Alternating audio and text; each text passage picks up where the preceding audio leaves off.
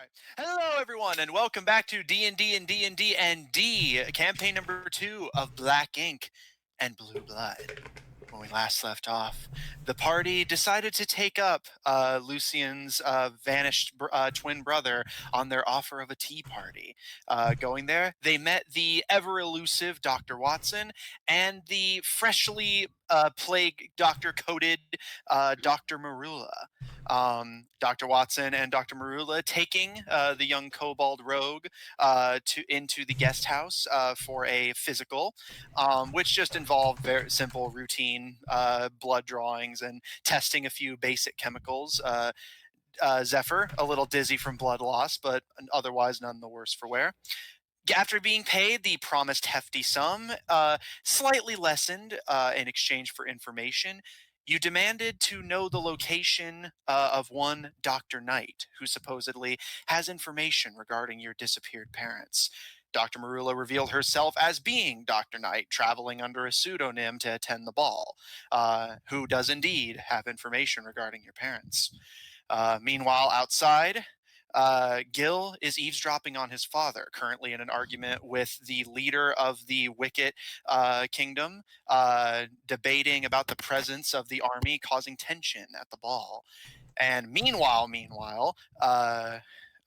Lucian and Raccoon currently have a terse conversation with Lucifer, who has revealed that he, along with Dr. Wattson, will be participating in the tournament that Gil has already signed up for.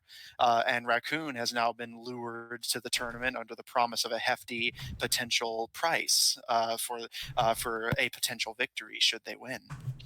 And with that, I will deliver on the promised intro. Bienvenue, Power Bottoms. And with that, and with that, Zephyr, Dr. Marula and Dr. Wattson occupy the now freshly revealed Dr. Knight's room at the guest house. Again, still a little dizzy from blood loss, but unharmed and none the worse for wear. And Dr. Knight has confirmed that they do indeed have information regarding your parents. The two medical professionals, hopefully, currently are kind of exchanging glances with each other and glancing at you out of the corner of their eyes, but almost as if they're like kind of having a silent debate while you decide what to do with the information. What would you like to do?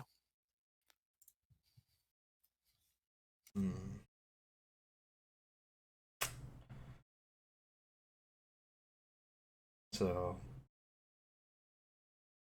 you're saying you know where my parents are? That is indeed what I'm saying, sugar. She kind of gives a flick of her plague Dr. Bird mask. I can't honestly say that I've seen them myself or had any direct encounter with them, but I do know for a fact where they were last heard from. You can find them in Mibersram, the Aegis Federation labor camp for prisoners of war.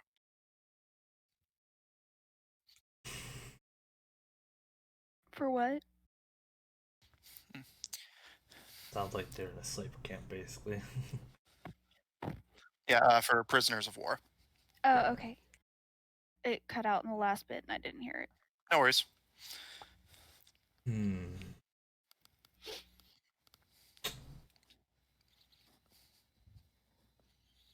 I know where this place is?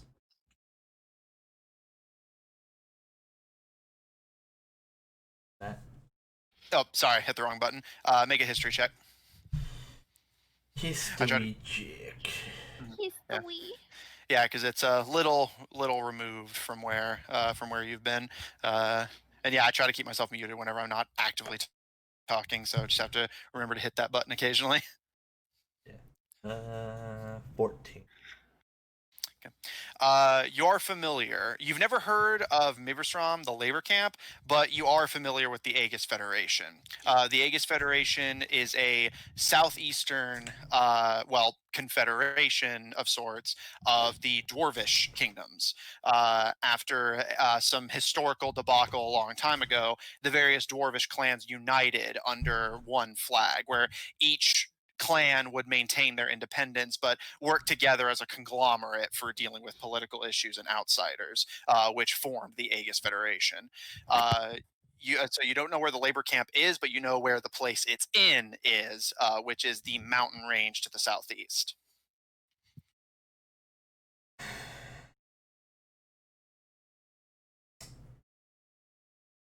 Now the question is, can I even trust your info? And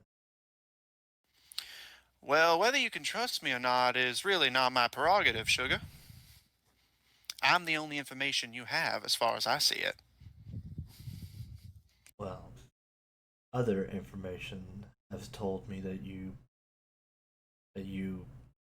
have my parents. That information is unfortunately faulty. And she kind of stares at you for a moment and then turns her beak to Dr. Wattson, who's just watching with vague interest, kind of a lazy expression. If I get in trouble for this, this is on you. I'm not going to hear any lip from her about this. And Dr. Wattson just shakes his head and raises his hand. Yes, yes.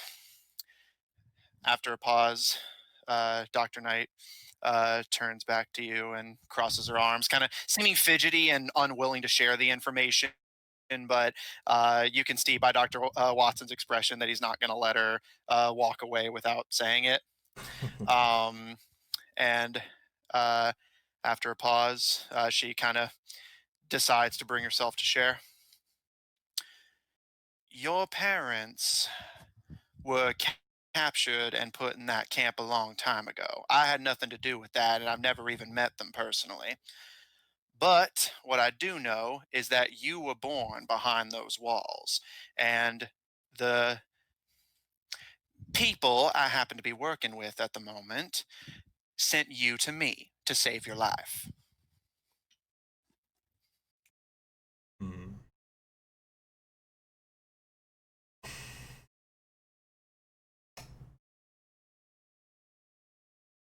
Part of me finds that hard to believe, but I have people I can ask to see if I can clarify on. What you do with the information is up to you. I'm just being encouraged to share it, and you can feel the dripping sarcasm on that. Um, but after a moment, she kind of leans back and kind of stares, again, the mask shielding any actual expression at Dr. Wattson, who just kind of raises an eyebrow at her. Really now, Dr. Knight, what on earth do you think that he could possibly do with the information that affects us? And she kind of like does the like arm out motion of like exasperation and gestures to you and gestures to herself, but just shakes her head and seems to just kind of slump.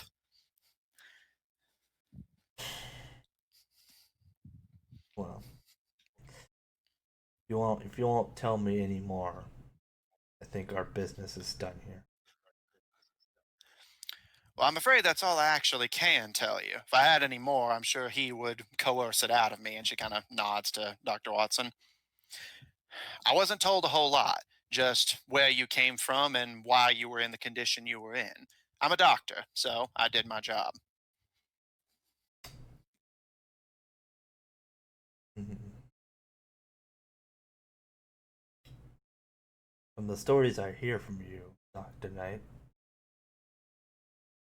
they seem to be off.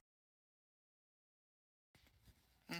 Well, suppose if you were planning to do anything with that, you wouldn't have let me put you under the knife, or in the syringe, as it were.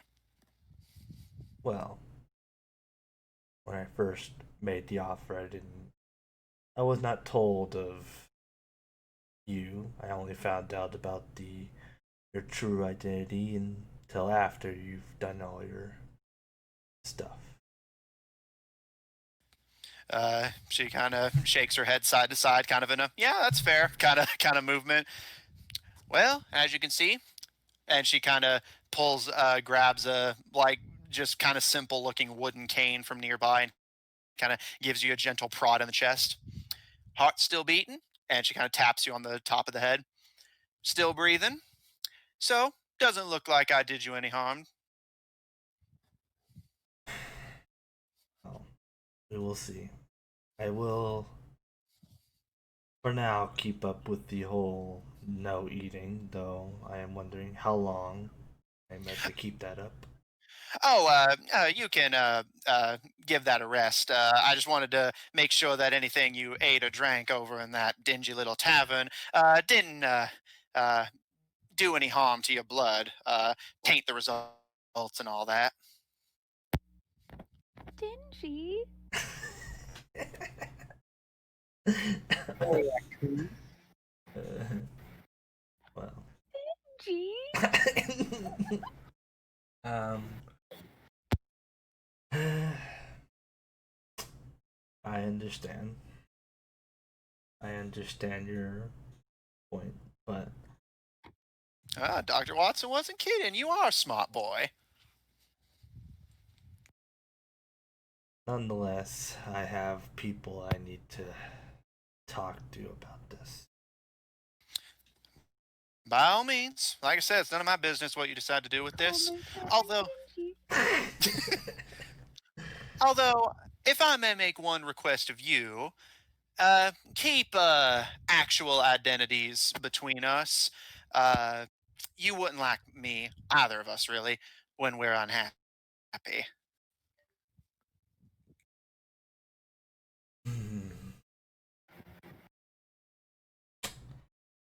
You are probably correct, considering the people you were with.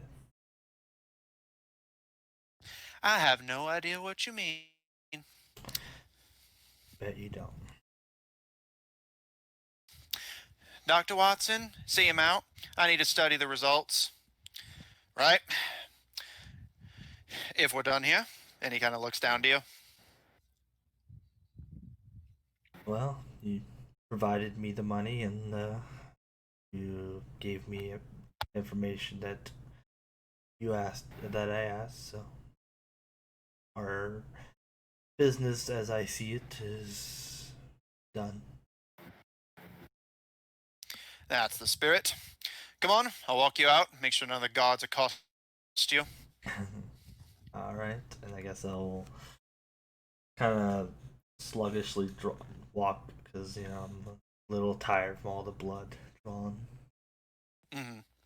And he kind of just uses a hand to kind of guide you along, make sure you don't like topple off or wander off. And while he was doing Did this, you get? Oh, while I'm kind of like going along, I'm going to well, considering I know this, I'm going to try to put some money. Sips his phone, I think. Oh. Yeah. Sorry. It's all good. I'm going to try to put my money into my bag, but then noticing I'm missing a good portion of my money, I'm going But to. do you notice? What? Do you notice in the state you're in? No, he can sort through his inventory free. Like he would know what he has, Yeah, so he wouldn't notice. I'm just kind of like sluggish. I'm not delusional. Have you talked to yourself recently? you know, he's then going to put his new money somewhere else. He's gonna put somewhere else in his bag. All right, easy enough to do. And as you're walking, Dr. Wattson pays no mind to your kind of sorting of the goods and just kind of looks down to you as he kind of guides you along. Did you get everything you wanted? I believe so. In fact, I believe I got way more than I was expecting. Well, as I said, let it not be said that I ever walk back on a deal. You do seem like a person who will uphold his deal. I wonder what other deals you made. He just gives a smile. Well, that would be telling, wouldn't it? What would be the fun in that? The two of you head through the guest house and exit out the front door. As you kind of sluggishly adjust to the sunlight, you can see Gil in the uniform he had left in, just kind of standing in the center of the garden with his, kind of looking back and forth with his attention a bit divided, and you can see Lucian and Raccoon still deep in conversation with Lucian's brother, who currently is just eyeing Gil with their technological prosthetic eye. The rest of you see Gil exit with Wattson kind of guiding him along. Zephyr looks a bit tired, but otherwise completely unharmed.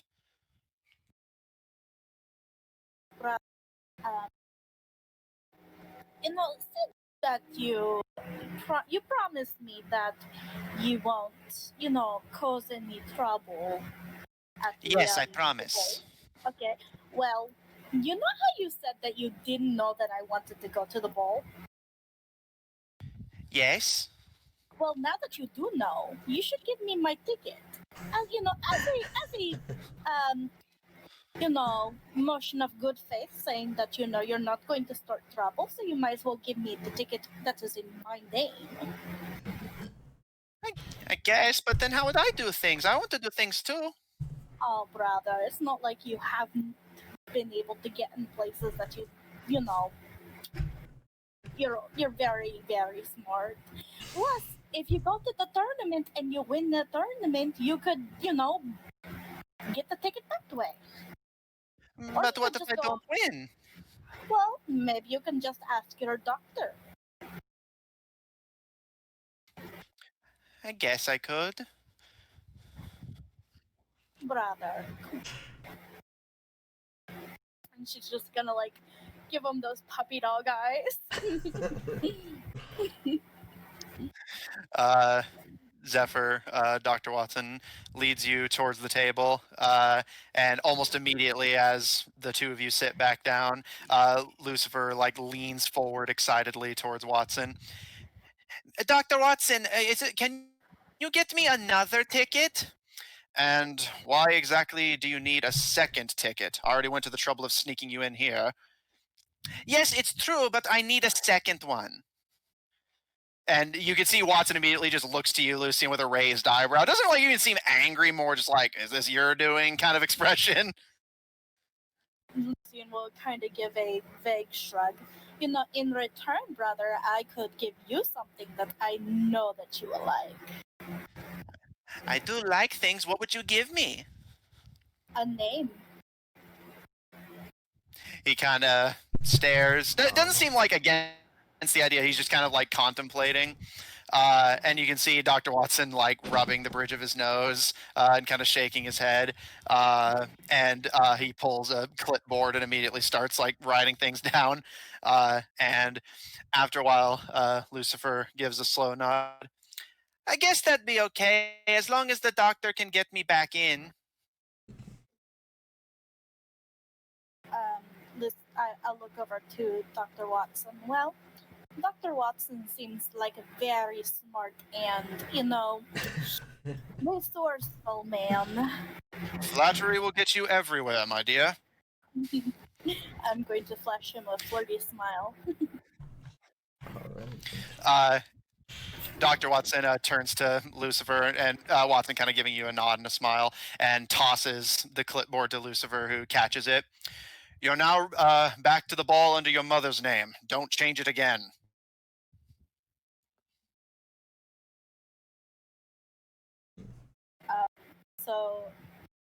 And then I'll look at Lucifer expectingly. Lucifer kind of reads the paper over and gives a slow nod and kind of closes his eyes as if committing to memory that this is his identity for the time being, and then turns to you with an excited smile. Okay, so I'll be using this instead of your name. So what's the name you are going to suggest? She's gonna broadly smile. You're going to love this. What about you call yourself the Crimson Knight? You can see his smile broadens, and Zephyr and Raccoon watching the two of them. You immediately as much as time has changed both of them. You can immediately see the family resemblance as both of them get broad, mischievous, impish smiles as Lucifer contemplates this title and gives a slow nod. I like it. I will definitely use that. What is the Crimson Knight? It is me now. This is him now. It's because his armor is red. So I thought, red armor, and he's got armor, so it just kind of makes sense. And it's flashy. I know how you are. You don't know how I am. That's a typo, though, isn't it? Not the name. Well, I have a name, but it also would be good to have a title. Now, So- brother, I'm gonna put my hand out. The ticket. Lucifer kind of scrunches up his nose and glances to Wattson, who just kind of rolls his eyes and waves a hand like, go on, and nods, and reaching into his pants pocket, Lucifer hands you a ticket to the summer ball. With your name written in fluent Elvish with a signature in common that you recognize as Lucifer's handwriting beneath it. I just shake my head. You need to work on that, and I'm gonna put it. I'm gonna fold it up and put it in my pocket. My I would like to call them my boob pockets. My bra. Just slip it in there. Mhm. Lucifer kind of Scandalous. Okay, Doctor What are you doing? Showing your ankles next? scandal. Lucifer kind of gets gets a kind of confused expression and turns to Dr. Wattson. Does this mean that they're going to be in my room now? Because I'll have to move all my stuff. But Dr. Wattson just kind of shakes his head. I'll make arrangements, and looks to you, Lucian. You'll be set up in the guest house. Talk to the guard and give them your name, and you'll get your key. Okay. I look at Lucifer and kind of give him almost like a smirk. Why are you trying to hide something from me, brother? No, you just cannot go in my room. That's where my things are. Whatever happened to sharing? Oh no, that's understandable. You don't go in a person's nest if they have a nest. It's like going into a dragon's hoard. Also, we spent like 160 years sharing everything, so I'm happy to have my own things for a little while. I'll laugh at that. Yeah.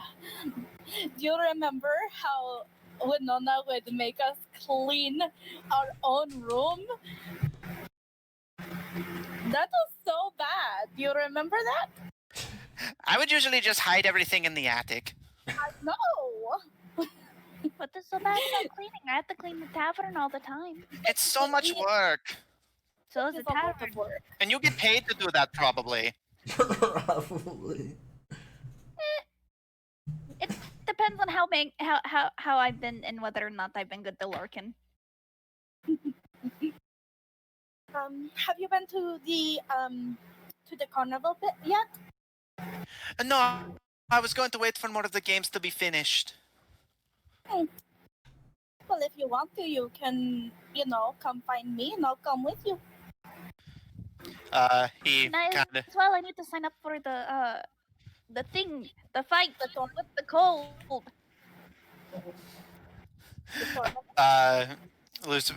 Lucifer kind of gets a smile and There's a tournament.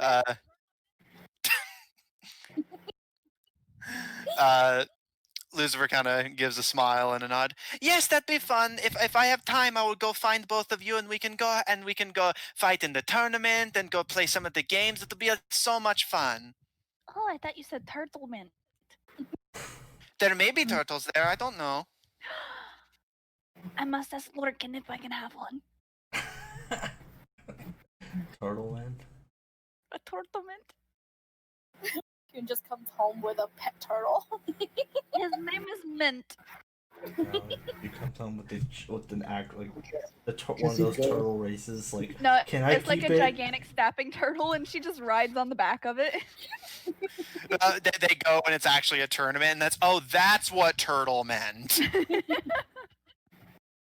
I stand by that joke. Good one. I'm gonna shoot a glance over to Gil. I am not happy with him. I don't say anything, but it's very clear in my expression that I am very unhappy.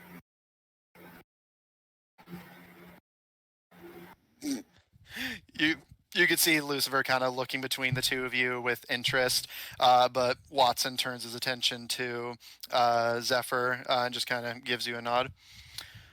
Well, make sure that you get plenty to eat and drink after having to fast for a while, and get plenty of rest. Your energy should come back to you, and then some in the morning. Was your doctor friend, Dr. Marula, was she satisfied with Zephyr? Oh yes, just a routine physical examination for a very uncommon species in this region. You can understand scientific curiosity and all that. Of course. I of above old people would understand that. Indeed you would.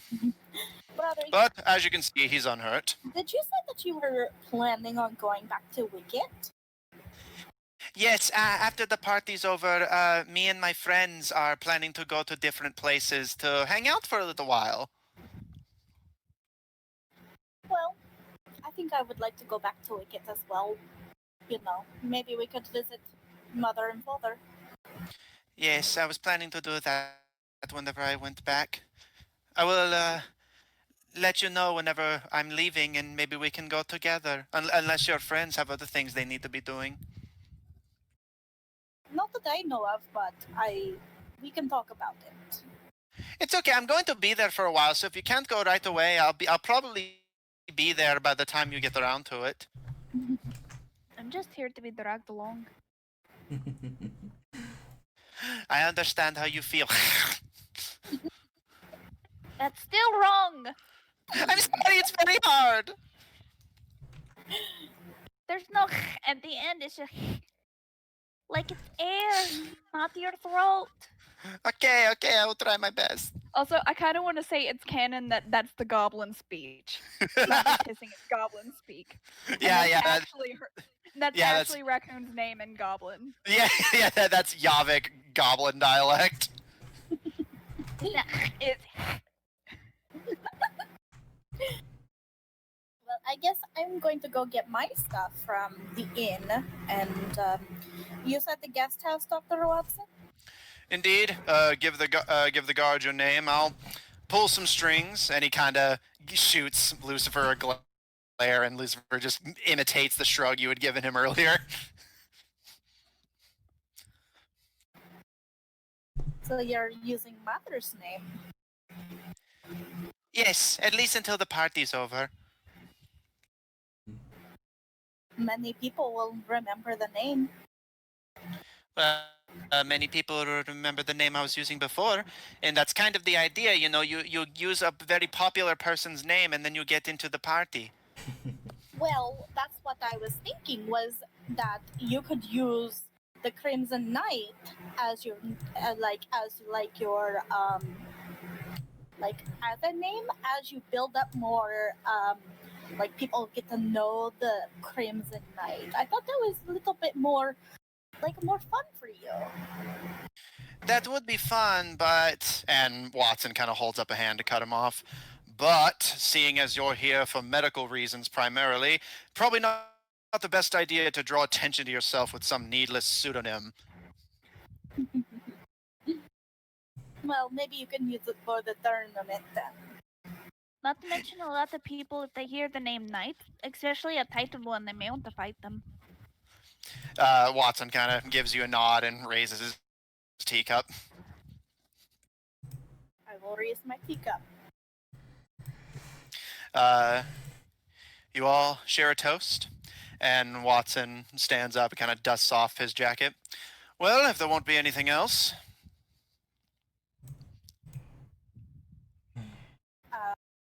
I don't raise a teacup. I raise whatever grubby food is in my hands. Just like I said, maybe come find me if you want to go to some carnival games later. Yes, of course, and I hope next time we can just kind of hang out and stuff. Well, you know where I am. He gives a smile and a nod, and stands up, kind of dusting off his cloak and redonning the hood, and standing alongside Dr. Wattson. The two of them give your party a bow and start to head back to the guest house. Gil, do you want to take this chance to regroup with the party? It seems like the argument between your father and the Wicket leader is de-escalating as much as it's going to, and just kind of continues in low, hushed, and sharp tones in the same vein it already was. Just going over points you're already aware of at this point. That Gyogre brought an army and nobody's happy about it. Yeah, sounds like my dad, all right. And yeah, he will go back to the others. Right now, is Wattson and my brother out of sight? Yes, both of them have re-entered the guest house by the time Gil wraps up what he's doing, and so all of you have regrouped And now, as I go sitting around over the tea there, I table. want to say, yes, I know. Don't get started on me right now. Lucian won't say anything. I will stand up, look him in the face with a really cold, angry eyes, and I would like to slap him. Oh. Wait, can you reach my head? I mean, not that. Not that. Are you Should trying I to just damage him, or prepare- is this just like for No, RP's sake? Just a Okay. flare thing. So yeah, Gil, you get fucking like crazy slapped. And then I will turn on my heel, and I'm going to head back to Northwicks with nothing to say to him. Not that tall. Zephyr, through your kind of Zephyr, through your kind of exhausted haze, you can catch a few of the other people hanging out outside, kind of whispering to each other at that kind of spectacle, and you can see your family in particular kind of snickering and like whispering to each other. Oh, my family's there? Okay, it saves me the trip. I would like to go to my family. Oh, okay. Raccoon, would you like to come And yeah, with me? I mentioned they were here. I mentioned they were here last time. Where are you going? I'm gonna go back to Northwicks. Okay. I'm gonna get real close. I kind of look back and forth between her and the party and the still uneaten food on my plate, and I'm just kind of like, You can bring the food. But it's like I'm obviously like caught between the two because I want to go with Lysian, but also I want to stay and see what happens, and because like this is a situation I've never been in before, and it's like, Would you feel better if we went with Zephyr? where is Zephyr going? I don't know. You see Raccoon, you wouldn't recognize them on sight, but Lucian, you see Zephyr heading in the direction of the Tebadran nobles, just kind of gathered around a table having a party not too dissimilar to the one that had just disassembled. I guess we're going to go see Zephyr's family. Oh, wait, but they're not. Okay. I would like to follow Zephyr and still not speaking to Gil. Oh. Okay. Gil, what do you do? Just so I know where everyone's going. I'm going to follow. Yeah, she's already in trouble, so he's like, all right, I'll follow. All right. Zephyr, you kind of and you guys falling behind Zephyr can see that, yeah, he's like definitely kind of worse for wear, like kind of stumbles occasionally, and his eyes are kind of droopy. But you guys, of course, make it to the table without issue. And you, Zephyr, as you approach, there's enough for you guys to take seats should you wish. And Zephyr, your adoptive father, kind of gives his needle-toothed grin. So, is it just you guys consciously getting into trouble constantly, or does trouble just kind of follow you? Follows us. And we also get in trouble. I don't know what you're talking You you can see Summer really raise an eyebrow, but just kind of roll. stare at Lucy in disbelief, like no, definitely trouble follows. Summer just kind of sips on her tea. He clearly like doesn't believe you, but like it's just like, I'm not gonna make a thing of it. No, it's even obvious to Raccoon. I'm just kind of like, That's what I said. I said both. I'm still not speaking to Gil. I will look at Summer. You look very pretty today. She smiles, and when she speaks, you notice she's gone back to the kind of affectious tone that she uses for negotiating with nobility, likely because you're in public, so she has to maintain appearances. Thank you very much. You look lovely as well. Thank you. I just wanted to let you know I will be coming by later to give you the other ticket. I have found my own way in. You see the Debatrans kind of look to each other, kind of looking genuinely impressed. And how did you pull that off? That's rather impressive. Girl's got to have her secrets. I suppose that's true.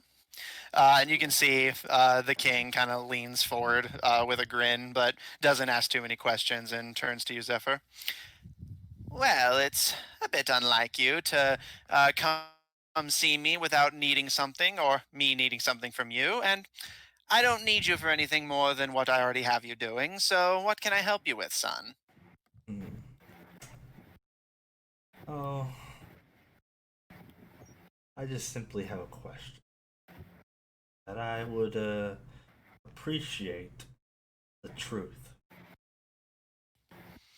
He kind of raises an eyebrow and slaps his hand on the table, and your three siblings immediately kind of nod to the party, each other, and kind of slowly, basically making it like clean and not like drawing attention to it, but like kind of stand up and like basically making it clear they'll probably be coming back, but start to kind of clear out and head towards the guest house.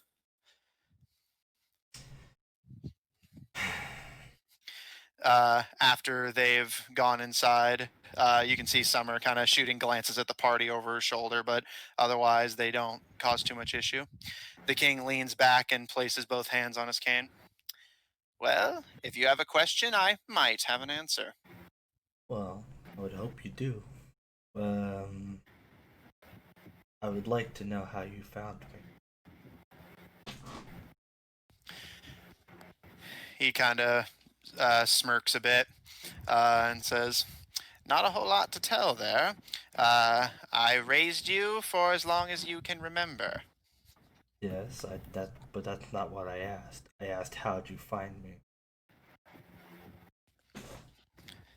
His eyes kind of twinkle a little bit, and you've been raised and trained by this man. You know that King Tebedra is a man lacking in scruples and always looking for something to gain out of a situation. You can see that that instantly recognizable face. To the rest of you, it looks like he's just smiling innocently and kind of mulling over his thoughts. But Zephyr, you recognize his expression as if like clawing for any way out of the situation that works to his advantage and failing to find any.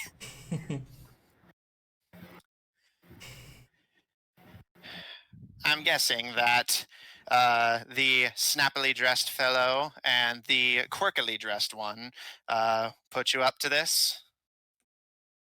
Well, they have told me some information, like how. Well, they've told me where my parents were, or at least they have gave me information on something like that. I don't know if it's true or not. But they also said that uh, I was born somewhere and I was being delivered somewhere. So, question is, how did you obtain me? You can see he kind of licks his lips and kind of cracks his neck a bit, and he kind of throws his beady little eyes at the rest of the party. You sure you want to have your life story delivered in front of the eyes of God and your friends? Well, I don't know anything about these of God, but frankly, what they know doesn't bother me because what would they do with this information? So, I raised you well. so if they want to listen, so be it. So I'm going to look back at them and be like, I'm going to look back at you. I see no reason why they should be here. I have. I want to know what you know. I don't care if they are here.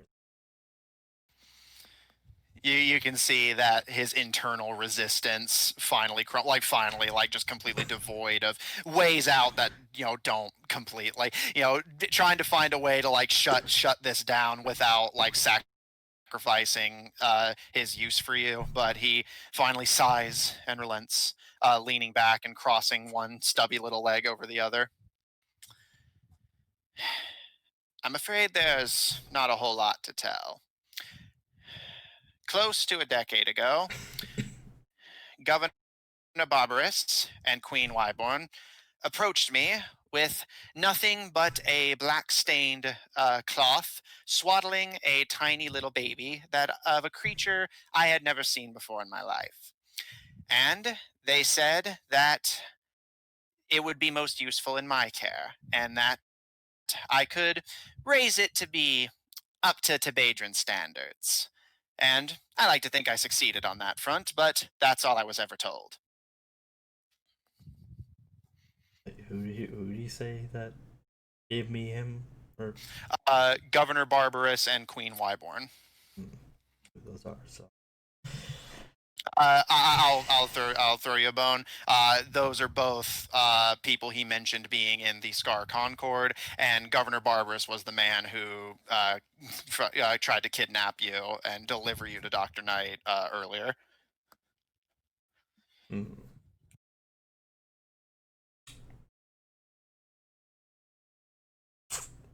Wait. So you're saying the person who kidnapped me was also the one who delivered me? Sounds like it.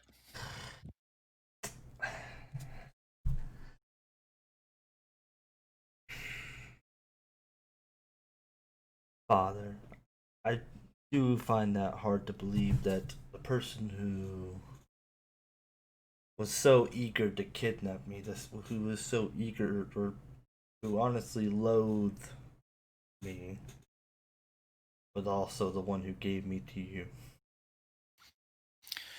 Well, I myself am completely remiss as to the reasons for it, but if you need to explain that little conflict of interest, I'm sure you remember our little talks on the idea of collateral.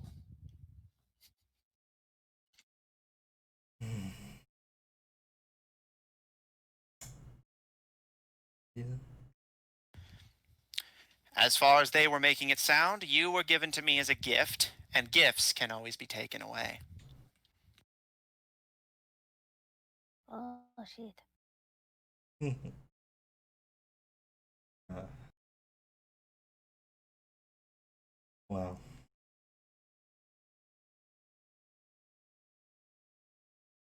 Mike. Well, I do have another question, Mike, and I am wondering how did you obtain this information over? I believe you said Dr. Knight had something I was looking for. It took a little bit of finagling. But I asked a few basic rudimentary questions. Let it not be said that a Tibadrian ever fails to look a gift horse in the mouth. And turns out that I was at least able to wrangle what dentist that horse had seen. Hmm. They never told me why you had been to see her, and you were too young to remember, but I was at least able to gather that much. Figured I'd save that for a rainy day. And, well, and he kind of gestures around him. Things are looking pretty stormy at the moment.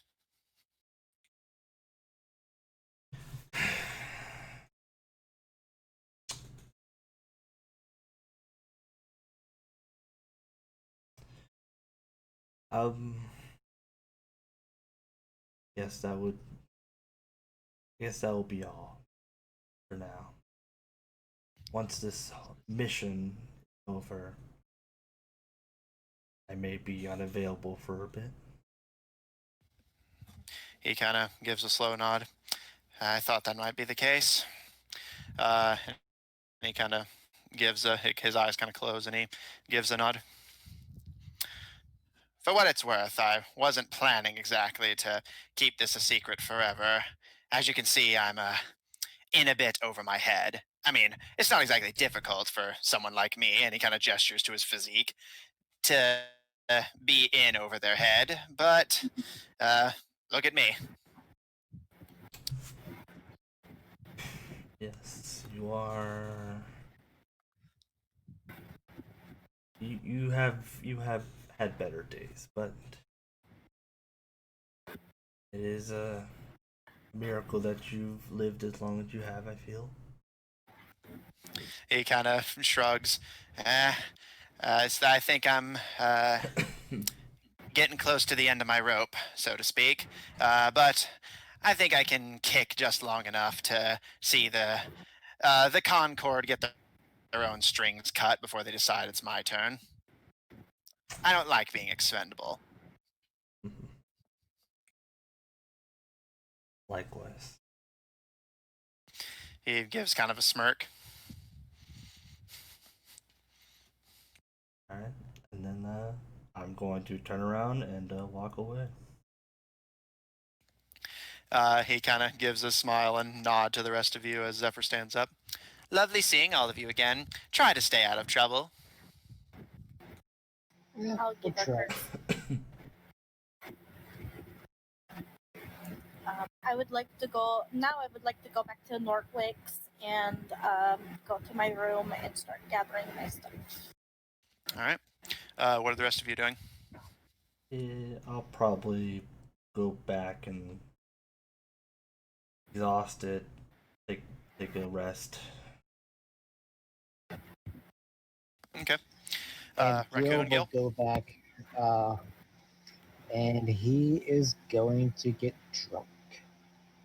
I'm Alright. gonna go and go find the snack table and grab as many as I can, and before eating out of there. All right. For the sake of brevity, Gil, you drink. Raccoon, you feast. And all of you settle down. Tonight we feast. Yeah. Lucian, you gather your things. Are you going to go ahead and move into the guest house? I'd like to do. Okay. Oh, You, Lucian, are you not staying with us at the tavern? We are more than welcome to join me, Raccoon.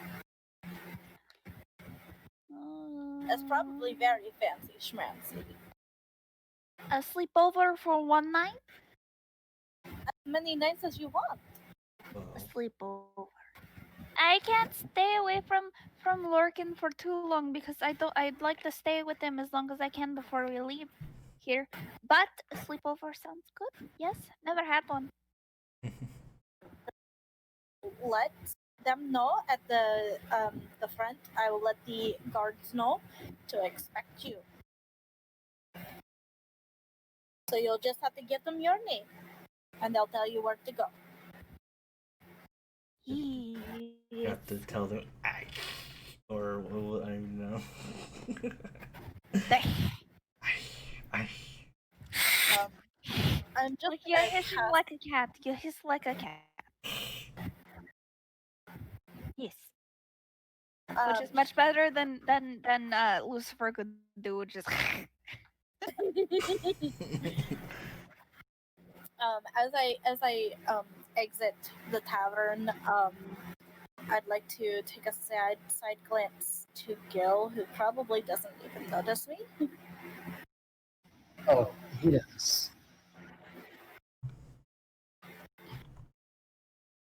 This time, before I leave, I will go over to him Okay. and look down at him as he's drinking. You understand why I hit you? Yeah. But you didn't ask why I left either. I don't. That is not the point, Gil. I don't You understand. promised. I said I would keep an eye on you. And I did. You said Did you? you would keep me safe while he was around. Were you not safe? You're really lucky that it went as smoothly as it did. I knew what I was doing. Oh. I just wish you had a little bit more faith in me.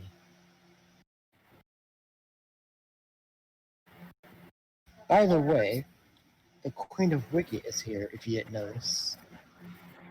Oh, really? I might actually pay her a visit. But if I hadn't walked off a little bit, you would never have known. Well, you don't even You're a- know what to expect. My brother is going to be in that tournament with you. You guys are echoing. You're going to have to fight my brother. This is just sounding better and better. Echo. Hello? Yes. Sips? Yeah, Jeremy's echoing. Oh, it's because Sorry. we're literally next to each other. I couldn't understand what you guys were saying through it. Oh. Basically, Lucian's mad. They both have information they kind of exchanged. For the most part, yeah. Yeah, and to answer your earlier question, yes, this encounter is happening at the tavern. I will look kind of like not angry, but like intensely at Gil. Don't you dare kill him. And then I will leave. I don't think the tournament will let people kill. Nope. I don't know what the rules are. I just leave. All right. And I will go back to my drinking. Sorry, she jumped on my computer. It's all good. So, Lucian, with your belongings gathered, you head to the guest house. And sure enough, displaying your ticket to the giant with the clipboard out front, he gives a nod, and you notice him kind of glance away as you enter, and you get the very distinct impression, given that you are the second wildly different Lucian Efelkir to check in at this building, that he's been convinced to not comment on it. But he gives you your key. And after a bit of wandering, your room is to the right on the bottom floor. Heading inside, it is pretty much the exact same accommodations that Zephyr saw his time in. A very large, luxurious bedroom, little area for kitchen and entertainment area / dining room, and a very nice bathroom to the left, and a luxurious wardrobe and walk-in closet to the right. As I'm talking to you said there was a giant. Yeah, the giant out front. I will let him know to expect a little goblin named Raccoon and to have her come to my room when she comes. He kind of gives a nod without looking at you. I will start organizing everything in my room. Okay. Raccoon, do you come over for the sleepover? Yes. I'm going to like tell Lorcan I'm all excited and stuff because like this is apparently a first sleepover. I know what a sleepover is, never had one. So basically Lorcan. Raccoon I just like run to Nortwick's and slam inside and if wherever Lorcan's at, she just is like, Lorcan, you'll never guess what. And there's just like a bag of like food over my shoulder. He kind of places both hands on the counter and stares at you. You finally overate. No, I wish. And I kind of slam the bag down like with momentum so that it goes over my head onto the bar or a bar stool. Yeah, Gil, like a bar stool kind of across the bar from you, just. I'm just gonna shake my head and get back in my cup. Lorcan, it was really, really fancy. It was like, ugh, it was weird. But they had a lot of good food. It was really sweet. Did you take to finger food well enough? Yes, it's good. I can't see myself eating it a lot. I feel like if I eat any more, I'm gonna be sick. But it's good. Hey, Did I you was have a almost sugar high? Yeah. There was like cakes and pastries and all this other shit plus food. So there's just like a bag full of it, and so she can like snack on it all she wants at any later point while also giving it to Lorcan. But you'll never guess what else happened. He leans forward with a smile. Do tell. Lucien got a big fancy room at the big fancy place, and I'm going there for a sleepover. He kind of gets like a broad smile and kind of like almost like rolls over the bar to be standing with you and kind of scoops you up in a hug. I'm very happy for you, dear.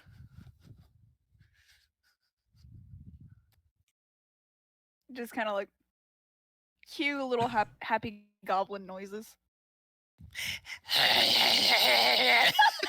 No, that's eating. That's eating. That's eating, yeah. It'd be really funny if goblins could purr. Yeah. After a bit, after the happy exchange, he kind of sets you down on one of the on the bar stool next to your sack of food, and kind of looks you over. Is there anything you need before you leave? Overnight clothes? On it. Be right back. And he kind of immediately rushes out to head to your room and gather some clothes. Thank you, Lorcan. He kind of waves over his shoulder as he disappears into your bedroom. After a moment, he returns with overnight clothes in tow. The handoff commences, and he kind of tousles your hair and says, I hope you have fun, dear. Try not to get into too much trouble. You're surrounded by the stuffiest of stuff shirts, after all. Well, I'll be with Lucien, so it will be okay. If they can't handle a little goblin, they don't deserve to handle a little goblin. Truer words have never been spoken, dear. And he gives you a hug. Have a good time. Yes. I will see you in the morning, Lorcan, or lunch. Whatever time I end up back tomorrow. Whichever time you end up back tomorrow. Go have fun. Yes. And cue Newman Goblin. He kind of smiles, and with it's getting fairly late at night, so most of the customers here, especially with the ball on the horizon, are actually starting to turn in a bit earlier. People either wanting to get up early for the tournament or get up late for the ball, but have time to get ready. Nortwick's is quiet. I was actually going to say, Gil wanted to do a little bit of gambling during his drinking. Oh, yeah, that on top top of that, would I be able to sign up for the tournament before, like, heading over to Lucian? Yeah, easy enough to do. Like again, for the sake of brevity, we don't have to role play it out. Like it's not hard to find, especially since you know exactly what you're looking for. He tells you. So do you give him your actual name? You cut out. Oh, I was saying, do you give him like your actual name? What name do you give? I think it'd be fun to give like a fake name that's like a title, but not like an actual name, but also like no. The Fast and the Furious.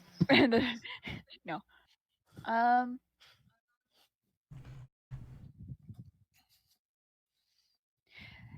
You know, she doesn't know how to read, so she knows the letters of her name, but maybe she doesn't know how the correct order, so How she it's puts them spelled. in like the wrong order. What? Okay. It turns into like Karoon or something. All right. So Karun Or- is registered. New car. New car. Uh, No rack. which do you prefer? I like Karoon. Karoon. Yeah. All right.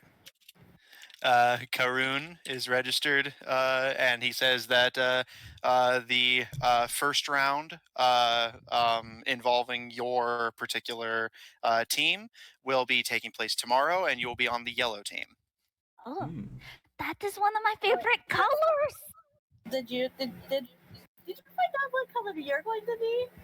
Nope, he No. was never given. He just No, he No. was. I remember. did he? What color was he? Well, yeah. So, Gil, you may not remember this in character. That's up to you. But I will say, out of character, he was also assigned to the yellow team. Hell yeah! I don't have to fight them. Don't have to fight him. All right. So, register to the tournament. You're able to check into the guest room, no problem. Raccoon, you open the door the giant directs you to find this luxurious hotel-esque accommodation with Lucian already, like, kind of dressed down and ready to settle in for the night. Lucian, hello. Oh, good. You found me. What are you hiding? No, I didn't know if you knew where to, which one was the guest house. I found it. They told me where. This is really fancy. What is all this? I'm gonna immediately show Raccoon every interesting thing in the room, which is pretty much probably everything for her. Like the bathroom and like The tub is wardrobe. the tub is the swimming pool to her. It is a very impressive bath, so yes.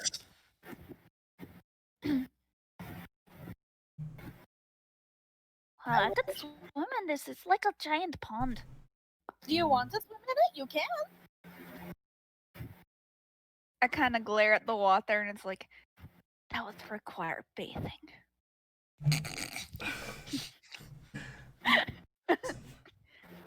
I already had the bath this week. Well, I'm probably gonna have a bath before I get into bed. Did you sign up for the tournament? Yes, I am signed up. I am on a yellow. I like the color yellow. It's a very, very pretty color. It's not my favorite, but I'm glad that you're happy. How is yellow not your favorite? It's the color of the sun, it's the color of flowers, it's the color of eyes, it's the color of my eyes. Eyes? What? Favorite color is green, like my eyes. Like my skin! Yes, you are my favorite color.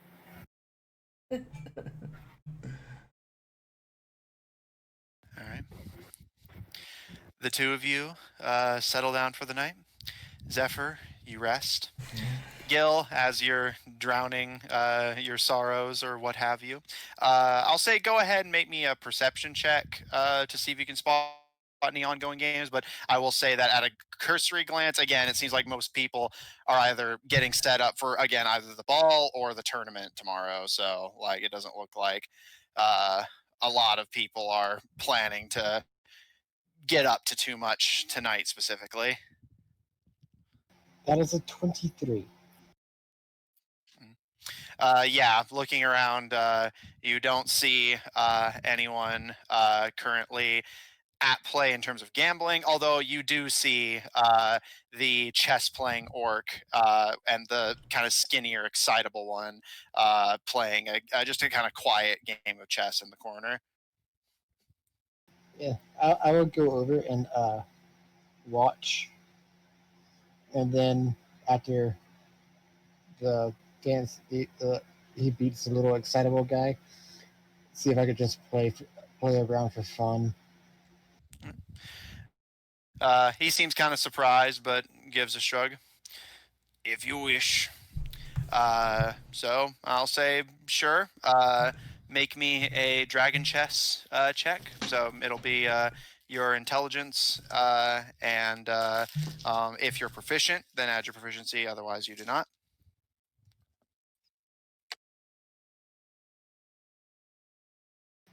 13. Okay. The two of you kind of go back and forth for a bit. You can see Lorcan kind of leaning over the bar, just kind of watching since he doesn't have a whole lot to do at the moment. And a few moves in, you're like, okay, I'm starting to get the hang of this. But the orc kind of flares his nostrils and moves one of his pieces practically halfway around the board and takes out a massive chunk of your offensive. Your move.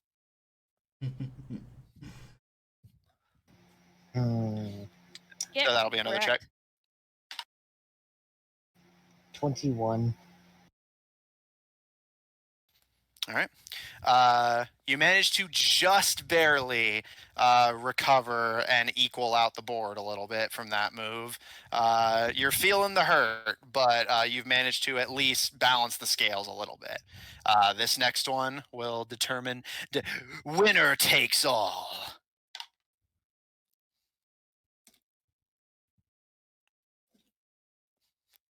That one is a 23. All right. With no small amount of effort, you manage to turn the tables and capturing his last piece. He smiles and holds out his large, beefy green hand. A game well played. Agreed, and he'll take it. He gives a nod and starts packing up his chess set. Will you be participating in the tournament? Definitely. He kind of gives a nod. Should we end up on opposite sides, I expect you to fight as well as you strategize. I'll do the best I can. I expect you not to hold back. I will not. I will try not to break you. And he walks towards the stairs. And as he walks off, I want to say, and I'm going to say, and I'll try not to break you. He just kind of smiles over his shoulder. Like, yeah, you got it. Not bad. Lorcan is kind of rubbing down the bar, just kind of cleaning up for the night. Not getting into too much trouble, I hope, are we? I hope not. It's been a long day. You and me both. And he kind of pulls a small handkerchief out of his pocket and kind of coughs into it before just kind of shaking his head, kind of seeming a bit annoyed and continuing cleaning up. You okay? Oh, yeah, of course. Summer ball, the heat's coming in, and I'm not exactly made for it. I've always preferred the darker sides of the forests, less pollen. I hear you. He kind of gives a slow nod and gestures to the many empty, in the process of being cleaned mugs. Is something troubling you? Yeah. Well, I gotta admit, this girl trouble. He kind of raises an eyebrow and tosses the cleaning rag over his shoulder, like completely forgotten, and leans forward. Well, spill it. Where to start? So, back at home, I'm promised to one girl. Don't like her. Never That's even rough. really, like, I met her a couple times. So, ran That's away. politics for you. Expectations of nobility and all that. Yeah, tell me about it. But now, there are two other girls that I like. Oh. Not sure about either of them. Keep getting mixed signals. And then got bitch slapped by one. Oh. Oh. Lorcan kind of gives a smirk. Well, I wouldn't exactly say I'm in my prime in that department. Probably not the best person to give you advice, but call it aged like a fine wine or moldy like cheese. But the best advice I think I can offer you is follow your heart, go with your gut, and you'll learn to recover from the slaps as you inevitably make missteps along the way. But if you spend all your time moping in the glass, you're not going to make progress with any of them. Yeah, true. Maybe tomorrow I'll have better luck. He gives a nod. And I don't know if you know this, but, and he kind of leans forward with a smile. One of the prizes being offered, should you win the tournament, is a special bouquet of flowers. Local tradition says give those as a gift to someone you're interested in courting. Sends quite the message. That's not a bad idea. But how to pick? Oh dear. He smirks and says, that unfortunately is something that I refuse to help you with. Yeah, Professional enough. courtesy.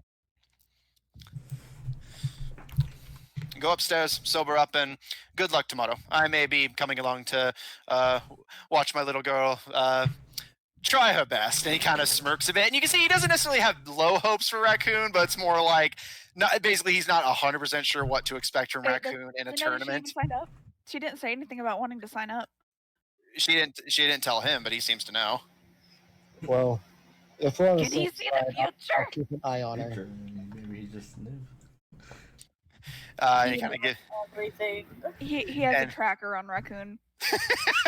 yeah, he kind of gives you a nod, Gil. I'd appreciate that, thank you. I know she can take care of herself, but call it parental instinct. I hear you there. And he'll head upstairs.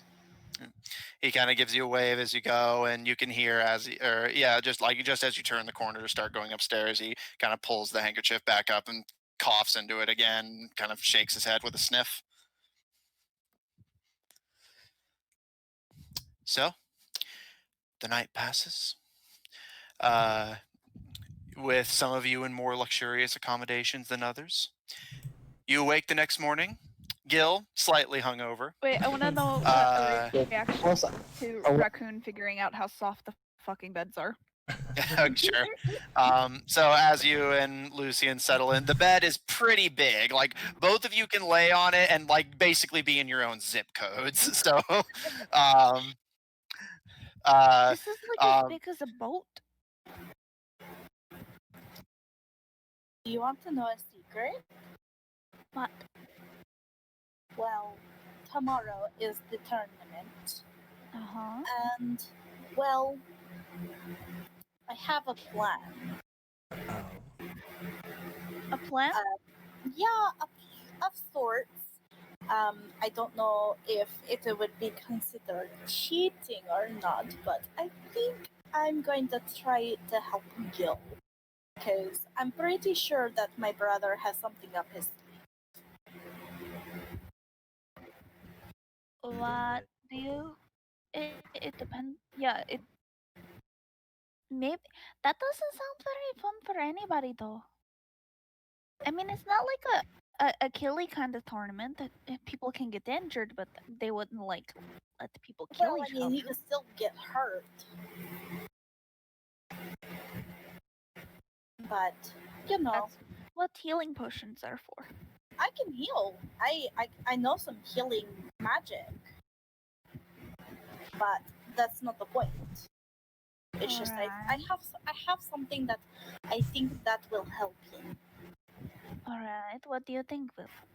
I'm going to bless. What? I'm going to bless him. You're All they going heard was to love bleh. him? Yeah, I heard that. But You're I going know to he's, love him? he's gonna Oh, bless you're him. going to bless He's gonna him. put bless on him. Yeah, bless. But didn't they say that those that don't use magic aren't allowed to have magic? Anyways, I'm very cunning if you didn't notice. You'd think that they would have something that would be able to detect whether or not somebody is using bless. They may disqualify him. That is a good point. I did not think of that. I Well, think you should do well, it. Go do it.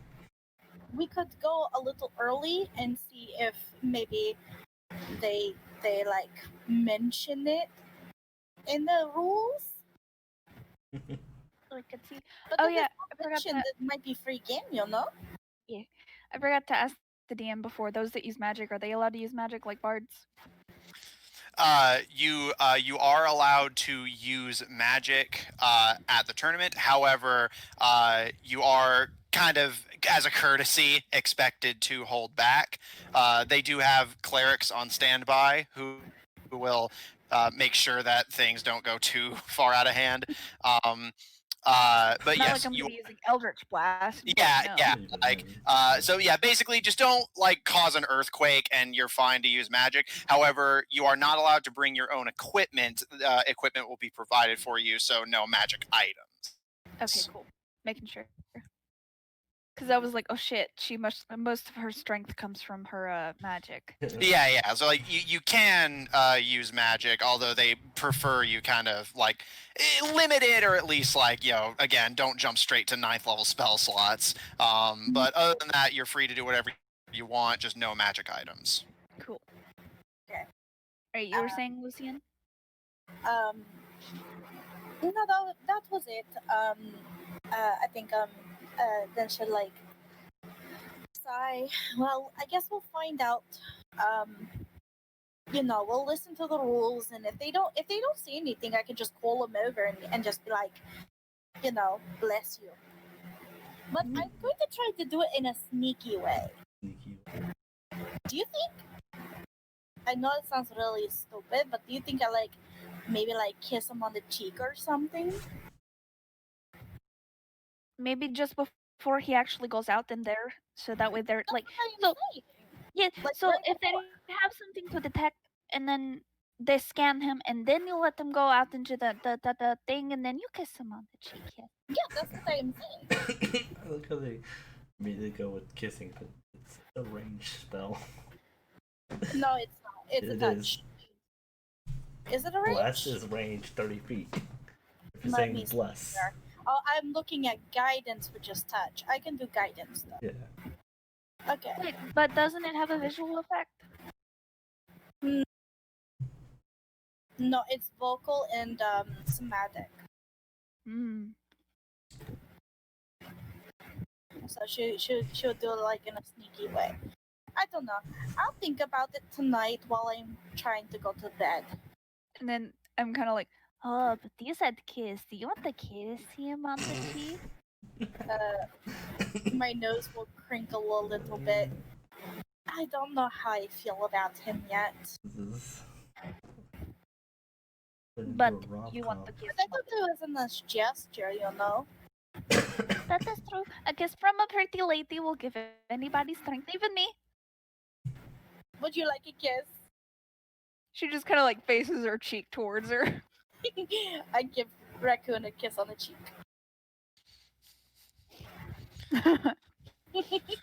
Raccoon just like covers her face.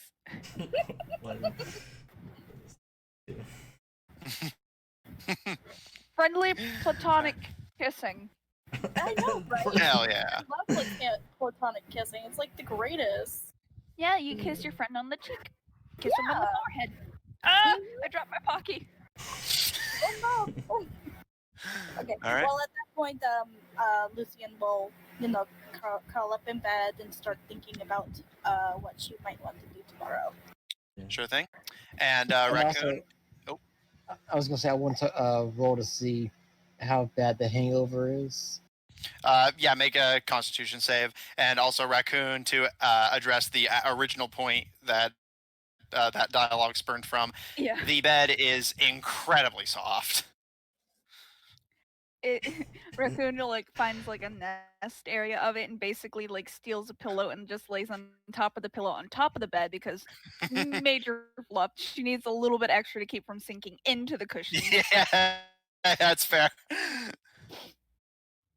24. So You're feeling all right. Like, yeah, you've learned to balance your drinking decently enough.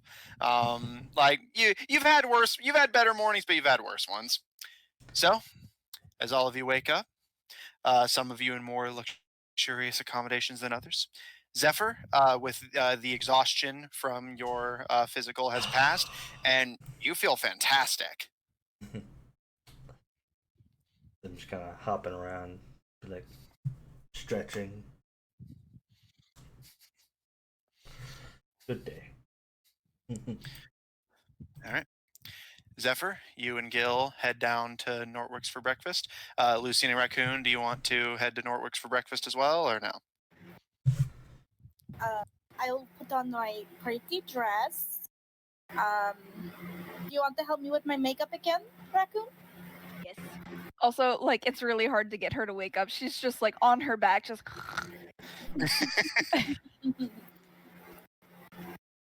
Raccoon.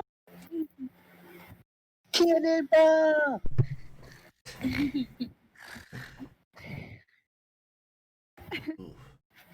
Well, whenever Raccoon decides to get up, I will, while Raccoon is sleeping, I will write Pi another letter, telling him that we're about to go to a fancy ball and that I miss him and that I hope that he's being a good boy. Fair enough. All right. So, for the sake of brevity, you can Raccoon. You can roll for Lucian's makeup again if you want, but since nothing's actually like it's just for aesthetic value, I will allow you to just basically take a default like it looks good, like you don't have to roll for it to save time. I got the 17 anyways. I'll take like you've gotten used to doing it. It looks great. Sweet. But also I wake up because I shift and just roll off the pillow which the pillow is like at the end of the bed, so I just roll off the bed. So all you hear is the ow. Yeah, no, like it's a pretty like goblin heads are hard. Like it's a pretty size. Like you can hear the. All you hear is like a big. It sounds like you dropped like a sack full of rocks on like a wooden floor. Are you alright, Raccoon? Ow. All right, Lucian, you are made up, looking once again like a princess. So the two of you gonna head to Nortwick's to meet up with the rest of the party? I made her look like a queen. Yes, I'm a queen. Queen. All right, you look like a Yes, queen. queen slay. Then. God. I was also gonna say, Gil actually changed his outfit for today. Oh. Ooh, fancy. So usually he just goes shirtless with a plain pair of pants. Well, he's been holding on to a special pair of pants. Like these are like brand new, like silk His fancy pants. with Still leather shirtless. boots. Quite literal fancy pants. And he's gonna braid his hair for combat. All right. Easy enough to do. Uh, So, you guys meet up in the tavern. Gil looking good in his fancy pants and braids, and Lucian looking regal in Raccoon's makeup. And Zephyr, you're just a ball of energy and full of life. Uh, and you guys gather at your usual spot, Lorcan distributing a hearty breakfast.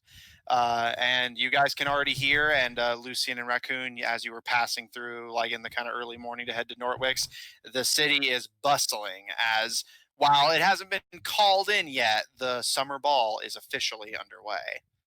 Mm. And Hey, Lucian. Gil actually doesn't eat much.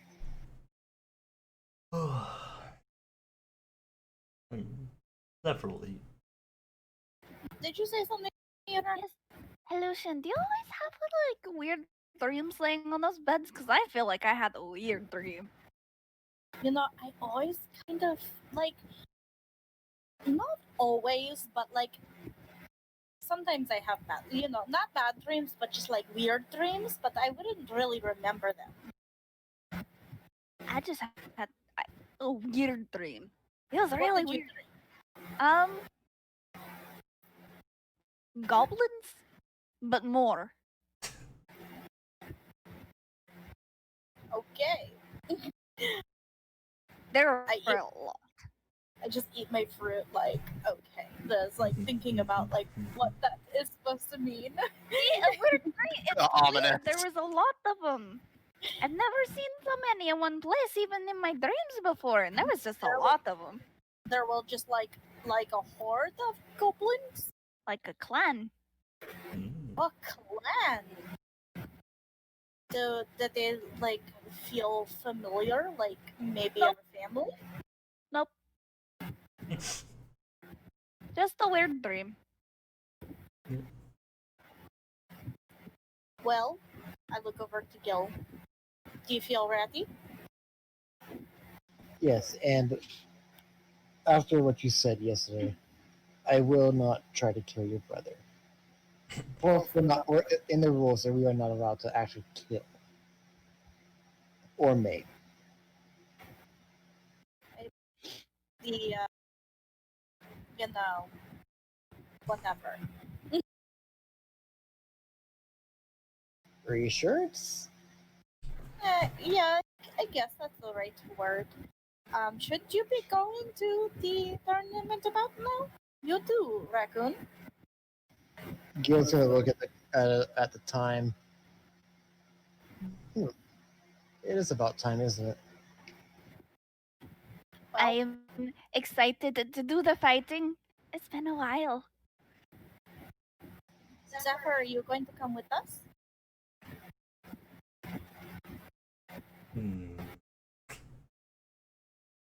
Not sure. But Well, if you don't want to come with us, I have an idea of something that you can do. oh. Well, while you were doing your little tests with Dr.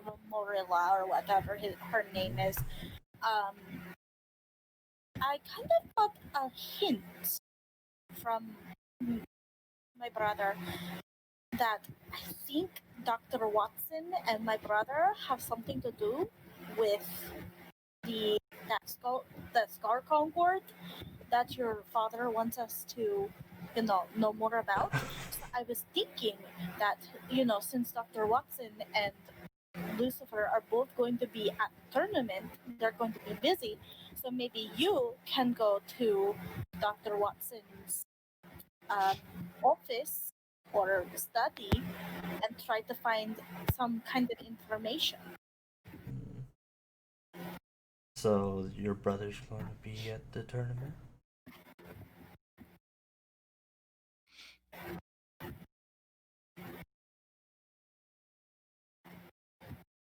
And why is your brother at the tournament? To show off. Show off? So he's taking part in this? Yes. Huh. For all I know, that he will be fighting Gil and Raccoon. I don't know. Well, I'm however, ready to fight. y'all know that y'all are on teams together. But, um, Yeah, I think by this point we know that we're working together. yeah, like, cause What do you think, she found out Zephyr? last night. But, man, that's a tempting thing to see. It's almost a Because, like, win-win for watching y'all. If okay, I tell you what. You go and you do your sneaky thing, and I will tell you how everything goes. how everything goes. And then you tell me what you know. All right. This is how, teams work, And I think it's about time that we start, acting like a team. True, I get that, and I don't know. It seemed like a tempting offer to see either Gil get his butt kicked, which I'm down to see, or your brother getting his butt kicked, which I'm less, but still down to see. Well, maybe if you're quick, you could still, see the tournament. You have a point, yes. And I will if see you would what like, I I can can do. give you a seat next to me. I'm going to try to get the front seat. I'm of noble blood, so I'm pretty sure that I can get myself a good seat. Well, I'm not sure how much influence you have down here, but I will see what I can do. But hey, Raccoon, you want a Yes. piggyback ride on the way to the tournament? Oh. Yes.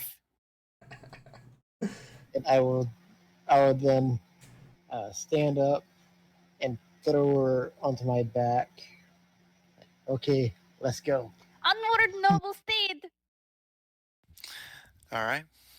The noble steed goes onwards. Lucian, are you going to accompany them at least to the arena? I'd like to go to the arena, and I would like to see if I can't try to get a front seat or something. Okay. And Zephyr, are you gonna head to the clinic and see if you can do some investigating? Yeah, I will.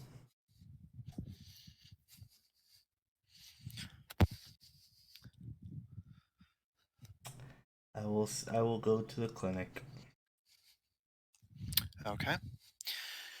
So, you guys leave Nortwicks and part your ways. We will catch up with those at the arena first. So, you guys arrive at the arena. It's still fairly early, and the match doesn't start for a few hours. So, Lucian, getting a front seat, especially since you have a ticket to the ball, easy enough to do. There's basically only like the direct friends of people competing are already here this early for pretty much the same reason as you.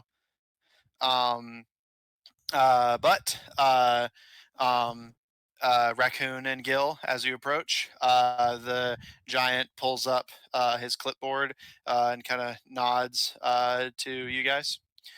Names, please. Yeah. Aw, dang. He checks his clipboard and gives a nod. And you? Raccoon. He kind of looks to the clipboard and kind of squints a bit. Do not have a raccoon. I see. Can I see?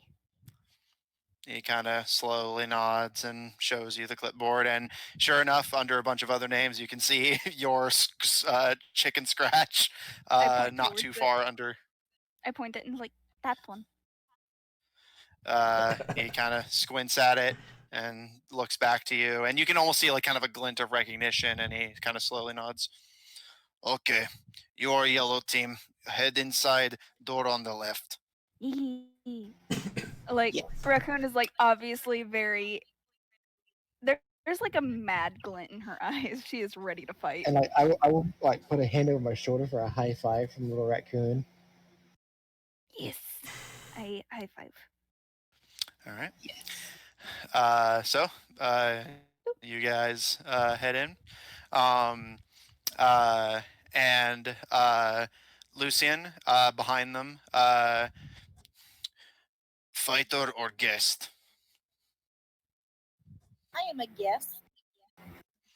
Okay. Take the door on the far right. And like I said, you are able to get a front seat easily enough. So Goodbye, Lucian. See you after the battling. Good luck, you two. Don't need it. I am luck. all right.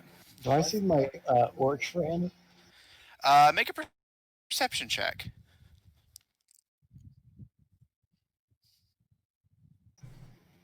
That's 17. Looking around, you're in a kind of somewhat hot and musty inner area that stands between the arena outskirts and the arena proper, where the teams get ready. You do not see your orcish friend. However, as you start heading to the far left door for the yellow team, you do hear in the door next to you, which is marked with the blue team, a lot of orcish excited chanting.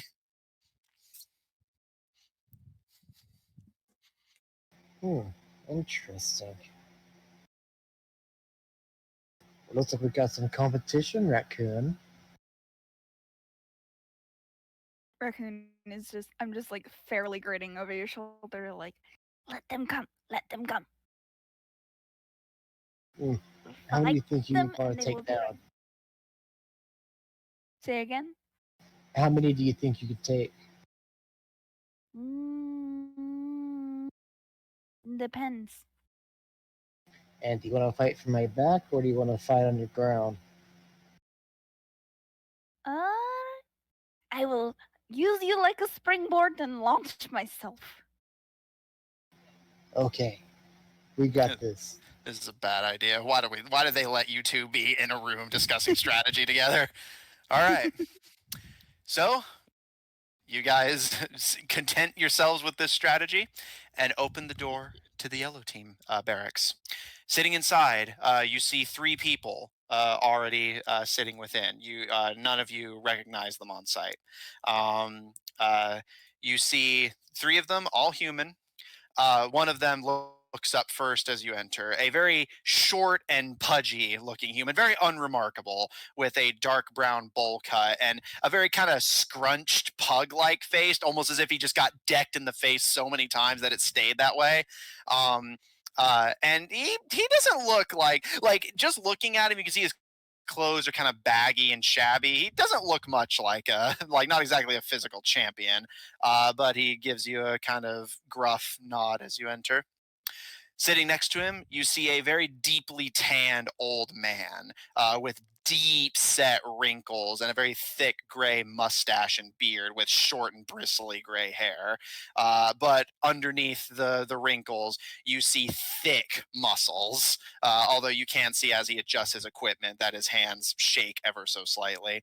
And sitting across from the two of them, but you can tell that they seem familiar with each other, is a very young, pale woman with spiky black hair and a very modest figure covered with armor. And she looks up as the two of you enter and gives you a nod. Are you all on the yellow team as well? Yes. Oh, yes. You hear that horrible ruckus next door? She kind of gives a smile. You'll come to expect it after competing in these tournaments enough times. Bunch of cocky know-it-alls who think they have what it takes to compete with the greats. Oh, I agree. They don't know what they're getting into. I'm sure they don't. And you can see she's kind of looking you up and down as she says that, and puts her sword that she was sharpening to the side and holds out a gloved hand to you. My name is Zorina. Lee, and he'll take her hand. And she looks to you, Raccoon. I'm the raccoon. Pleasure. These are my allies, Drenton, and she gestures to the pugly-looking fellow, and Kratos, and she gestures to the older gentleman. We have been competing in these for a long time. We know the business. Try to keep up. Mm. Try to keep up with me, why don't you? She raised an eyebrow. If I didn't want to conserve my strength, I'd like to put your confidence to the test. But I suppose the enemies will do that for me. I pat Gil on the head and say, "Save it for the enemies. These guys work with us. We don't want them angry." Oh no. I know what I'm doing, Little Raccoon.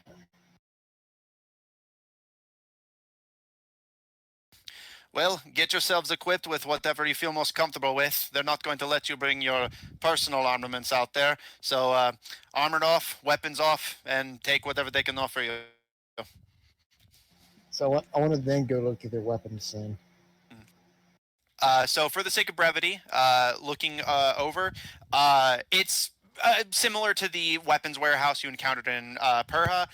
It's just essentially like a wall lined with armors and weapons. However, looking at the armor seems just pretty standard, if a little used and beat up.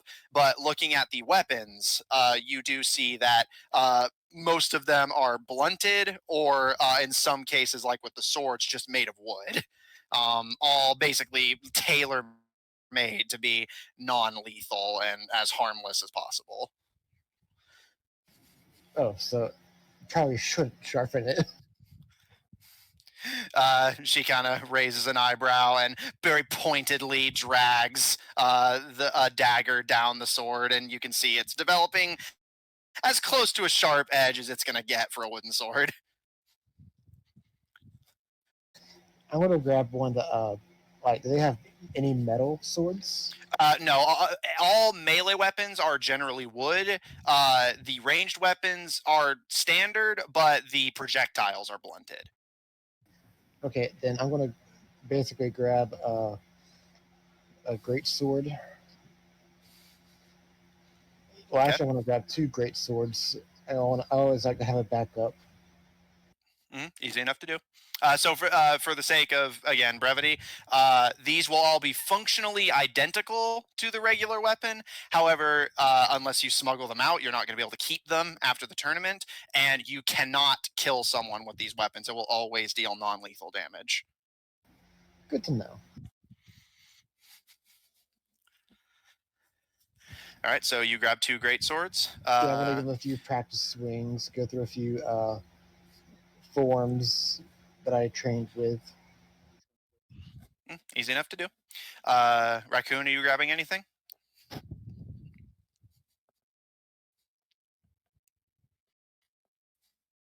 Sips? Sorry, forgot I was muted. It's all good. So Raccoon, are you grabbing anything? Sword and a dagger, one in each hand. Okay, easy enough to do. And I did have one more question. What's up?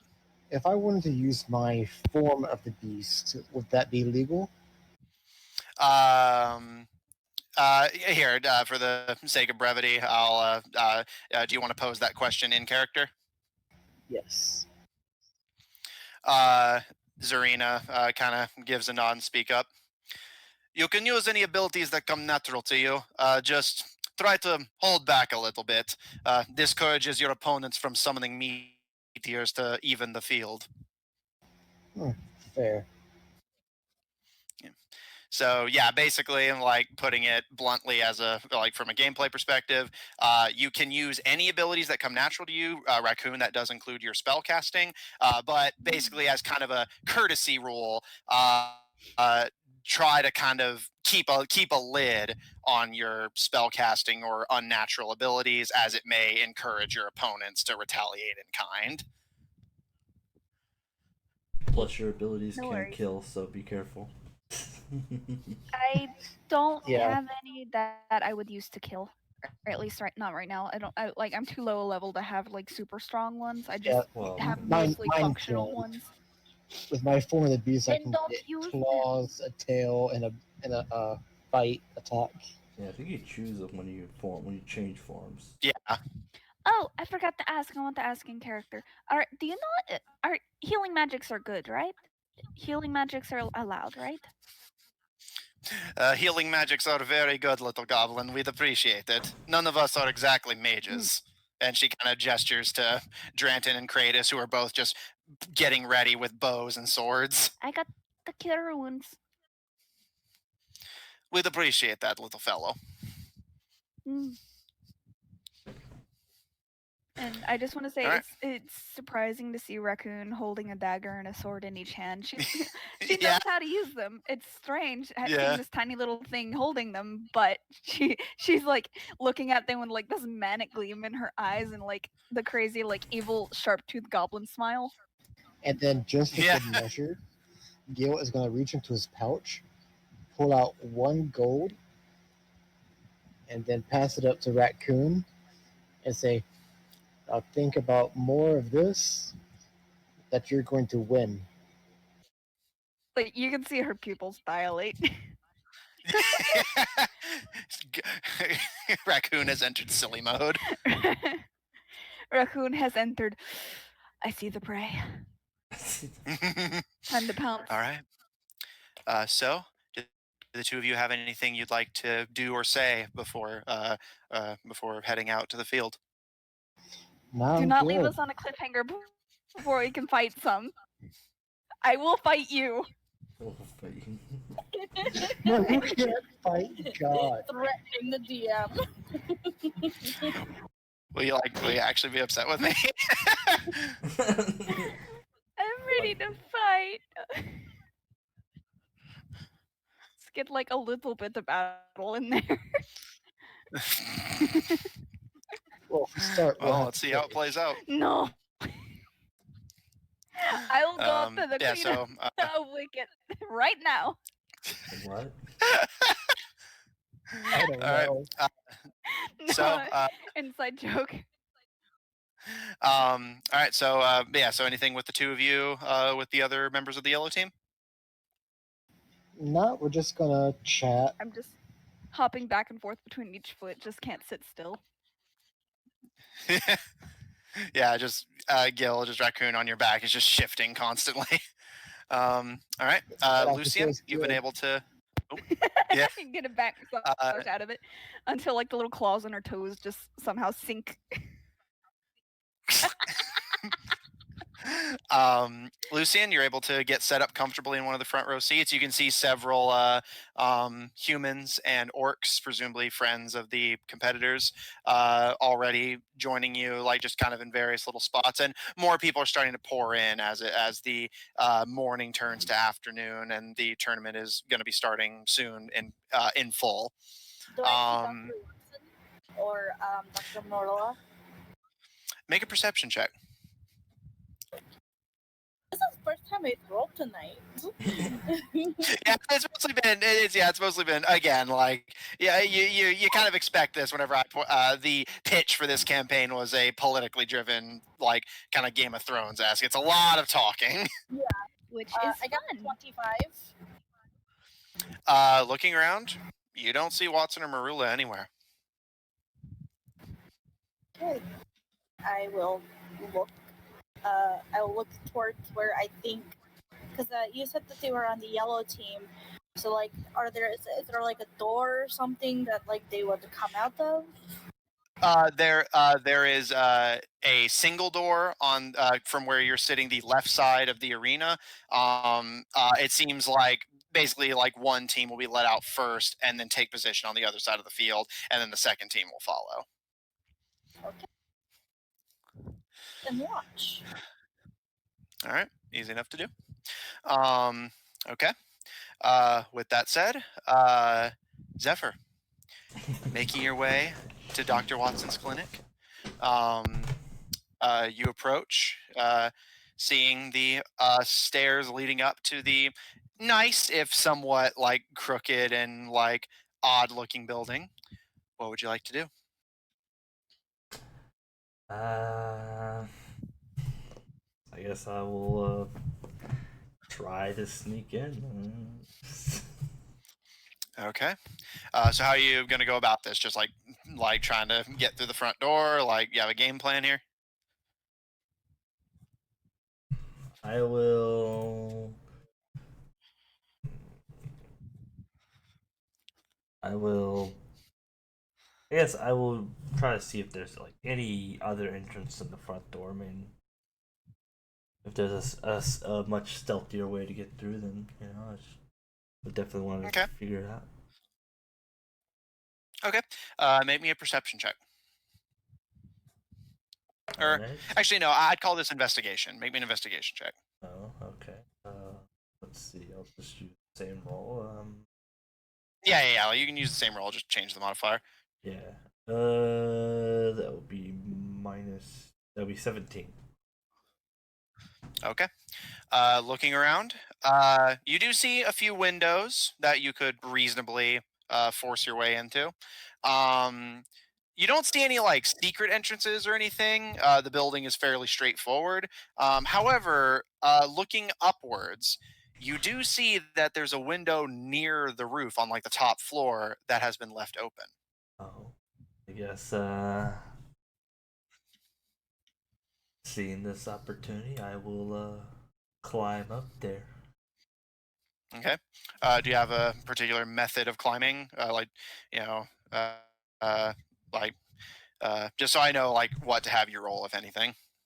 Well, I have second story work, which makes me which I can climb it with no cost. I know that. I don't know if it basically makes it to where I don't have to roll, but other than that, I mean,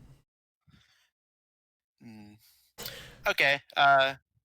Sure. Okay. Yeah. I'll tell you what. Make me an athletics check or acrobatics, your choice, and I'll give you advantage because of second story work. Just because like it's the layout of the building, because I think second story work, I believe, is basically just you can move your movement speed, but getting up to the top floor would just slightly be out of your movement range. But I will take into account your second story work and give you advantage on this. let's see. Advantage. First roll was 16. I'm doing acrobatics. Second Okay. roll is 15, so 16. Okay. You're still brimming with energy after waking up this morning.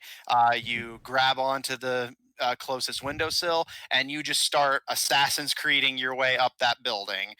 Basically, like kind of getting a run up the wall and just grabbing a windowsill before you kind of lose steam, and kind of repeating this process as you go up. You manage to make your way to the sill of the open window, pulling yourself up onto it in kind of a crouch, ready to beat it if something happens. Looking in, you see what appears to be the attic of the clinic. You see a much larger window immediately to your right that just kind of overlooks the city. Kind of a almost like one of those big balcony windows, but there doesn't appear to be an actual balcony to it. Um, uh, Other than that, though, you see a trap door that presumably leads back down into the rest of the clinic, and just various clutter all around you. Guess I would investigate for anything that would seem like whatever organization we're looking for. I believe I don't remember. The Scar Concord. Gotta take notes. Well, It's all good. It's all good. All right, make me an investigation check. So you hop into the windowsill. That will be a 12. Okay. Looking around, nothing particularly jumps out at you initially. A lot of the boxes around you seem to be just filled with like paperwork regarding the doctor's patients, and you find the occasional like vial of like just vague liquid. You're not really sure exactly what it is, but something does catch your eye. As you're looking around, you see a map on the left side of the wall, hidden behind several boxes, and kind of gently nudging a few of the boxes out of the way to get a better look. You see that this is a map of Yav, the continent you are currently on. And you can see that several of the political lines of the various nations have been colored in with black ink. And you see there are black X's over several others that aren't filled in yet. You can see a few that have the black X's: Wicket, Gyogre, the Aegis, Aegis, the actual title escaped me. So,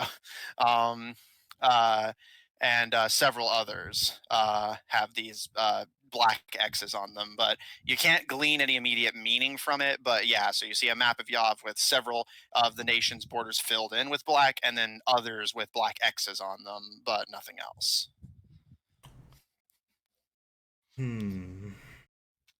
Not much. I want to take anything, because then you'll know something's up.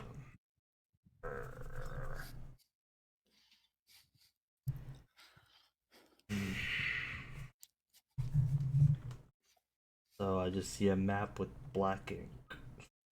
Mm-hmm. Like that's all they catch. Everything else seems to just be like boring paperwork, basically.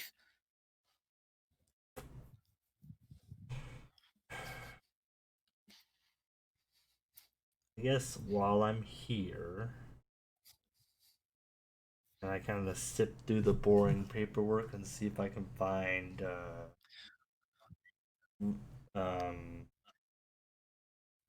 Lucian's brother's paperwork. Okay. Sure.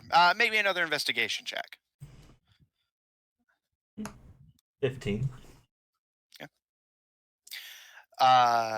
It takes a bit of searching, but in a box at the bottom of that of the larger balcony window, sure enough, with some looking, you do find one Lucifer Elfelkier. Is there anything of the paperwork that intrigues me? Catches your eye? Yeah. Giving it a quick skim through presumably Dr. Wattson's boring like medical gobbledygook that means absolutely jack shit to you. You are able to gather that Lucifer found Dr. Wattson by unknown means several years ago, looking to get a replacement for an eye that he had lost citing familial assault. The doctor, being an expert in prosthetic work, gave him an eye that was even better than the one he had lost. And the two have been actually very close friends since that encounter. A lot of the paperwork is just about the details regarding the functionality of Lucifer's eye and the process by which Wattson fixes and updates it. You do what kind of catches your eye as someone who's just a very straightforward, practical thinker is the kind of offhanded mention that the eye can see through any material and can even pierce invisibility spells. Making Lucian's brother functionally unable to be surprised by anything. Other than that, nothing particularly jumps out to you as noteworthy or suspicious. And as you're kind of folding the paperwork up, your ears kind of twitch slightly as you can hear. It doesn't sound like urgent or anything, but you can hear some activity downstairs.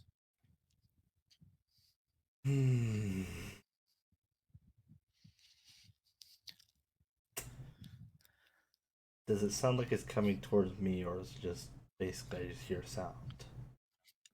Make a perception check.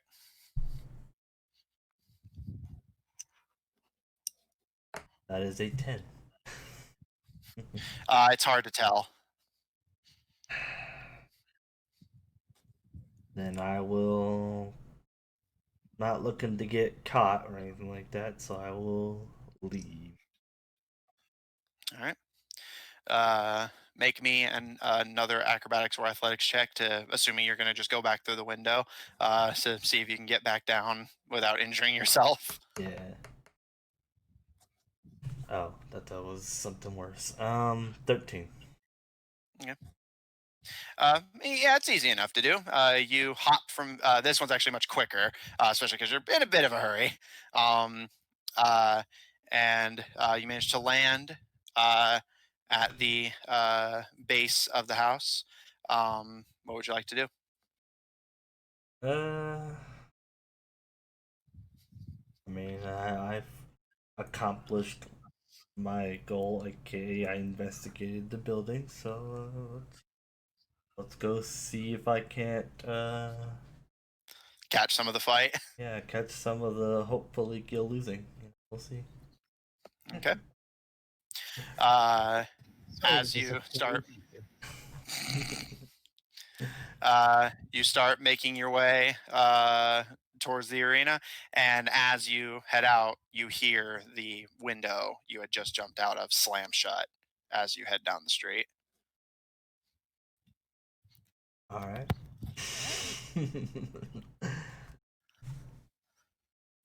We'll just keep going. All right. In the time it would take for the match to start, Gil, you are able to arrive, and the giant points you to the stands. Do you want to sit next to Lucien, or just like sit on your own? I did save your seat. Oh, I guess I'll sit next to Luke. All right. The two of you sit. Around. The two of you sit. The crowd in the arena begins to fill. And Raccoon and Gil, after a moment, you hear a very heavy sounding knocking on the yellow team door. And the door opens to reveal a large, very deeply, like almost scarily tanned giant. His skin kind of wrinkled slightly by time in the sun. And you can see a necklace of bones and teeth around his neck. And he's carrying what appears to be a shepherd's crook with several objects kind of out of your sight hanging from it, and wrapped in a very basic a ceremonial leather tunic fitted to hit someone of his size. Come on, it's about time. Let's get started. Try not to slow us down. Ooh. I'm ready. Gil's going to be the first one out the door with Raccoon on his back. All right. The humans fill in behind you. And you guys are led to the central larger doors, allowing you to entry to the arena. The giant kind of gives you a nod. We're here. And he kind of starts trudging past you. I'll give you a call when you're ready. Got it. And you see him kind of head down the hall, and just same principle to the blue team door, but you can hear him call through. Wait till yellow goes out. You come after. And kind of just slams the door shut. And he heads past you guys, past the door, through the door where Lucien and Zephyr had gone through to get to the stands. Lucien and Zephyr, you see this giant enter the sun and kind of blink slightly before heading along. In the sunlight, you can more clearly see what's hanging from the crook of his cane. You can see 3 items: a bouquet of flowers, a massive clanging and clinging bag of something, and what appears to be one of the ball tickets, just kind of like tied haphazardly, putting the prizes of the tournament on display as he goes. He walks past you guys, just not paying you any mind, and steps onto a raised platform that kind of overlooks the flat terrain of the arena, and slams the base of the crook to silence the chattering crowd. All right. It is my honor and pleasure to officially begin the summer ball. The city of Mercurial welcomes you all from across Yav. And the crowd claps and starts to cheer. The yellow team, you can hear all of this pretty well from your position behind the door.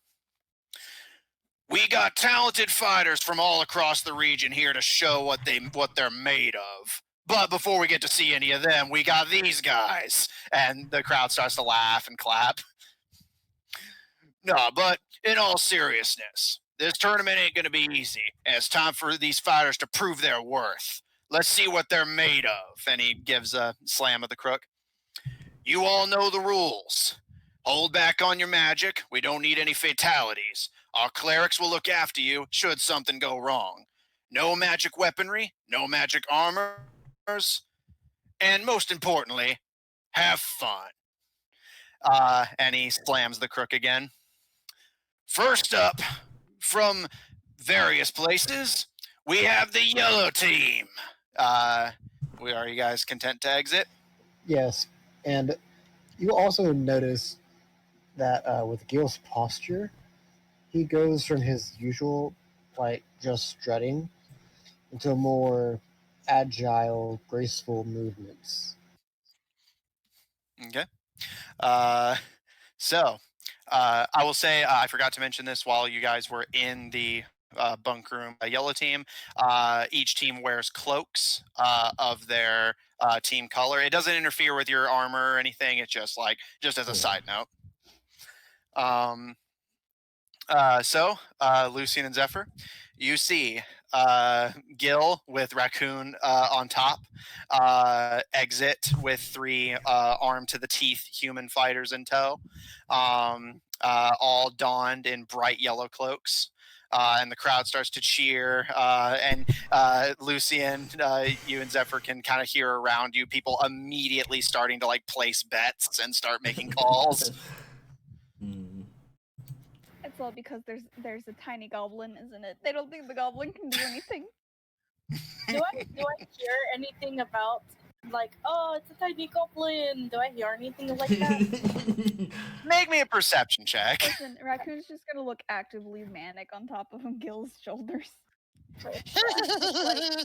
Ready to fight. She's just like, yes, here we go. I'm ready.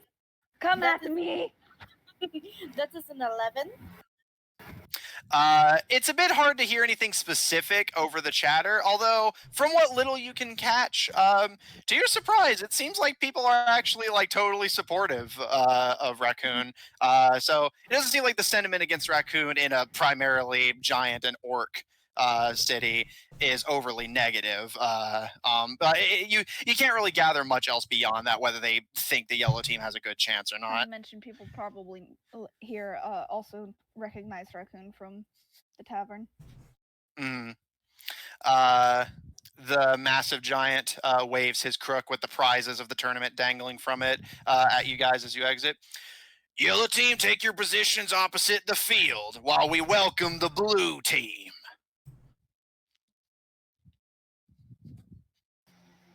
Okay, I'll take my position and go ahead and pull out my great sword and give it a few swings, getting ready. All right. The giant kind of nods and gestures with his cane to the door. And coming from Tebadra and our own little hometown of Mercurial, we have the blue team. The doors open, and stepping out, you see 2 humans wielding crossbows and coated in ghillie suits. You see a very familiar, young, and energetic-looking orc, hopping from foot to foot, kind of shadow boxing as he steps out.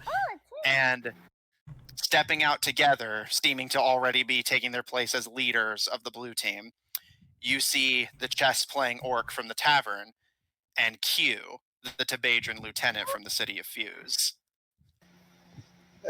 My goodness, I would have shot and go, Q! Q immediately just smiles and points at you like, hey!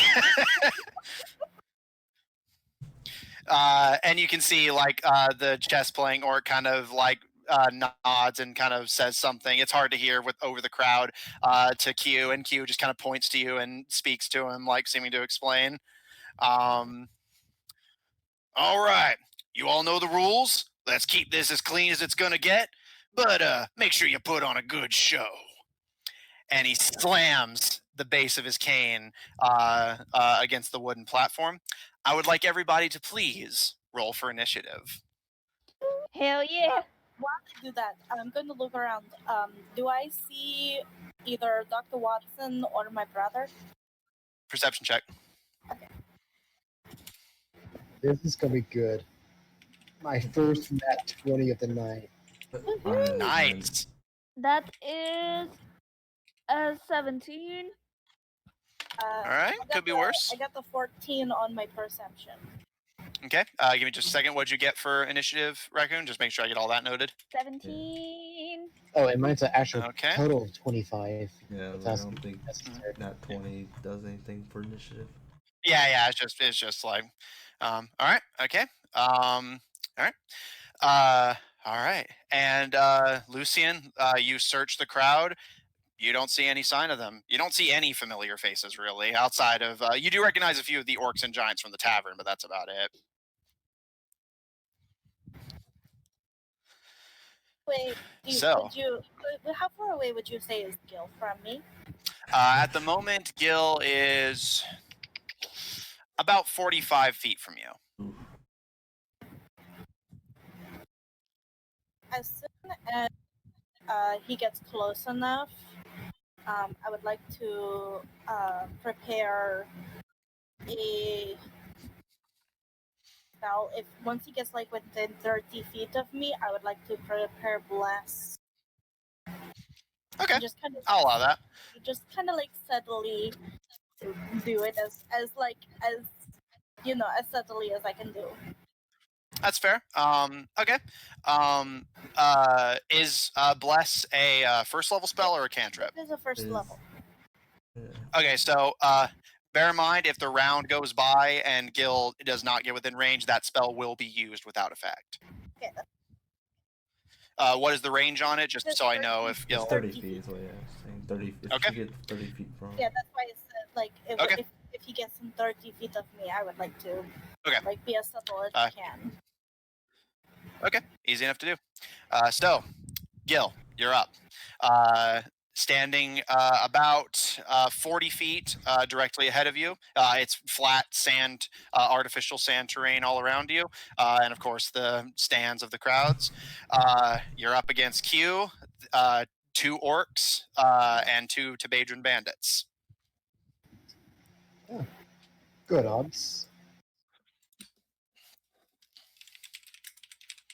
So I'm going for Q first. And I want to get as close up to him as I can with my movement speed. Okay. What's your movement speed, just so I know how close you get?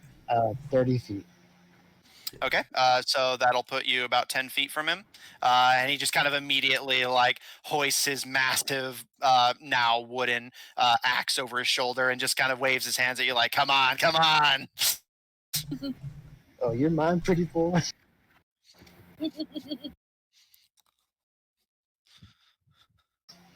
And I will bonus action rage. All right, you would like to rage.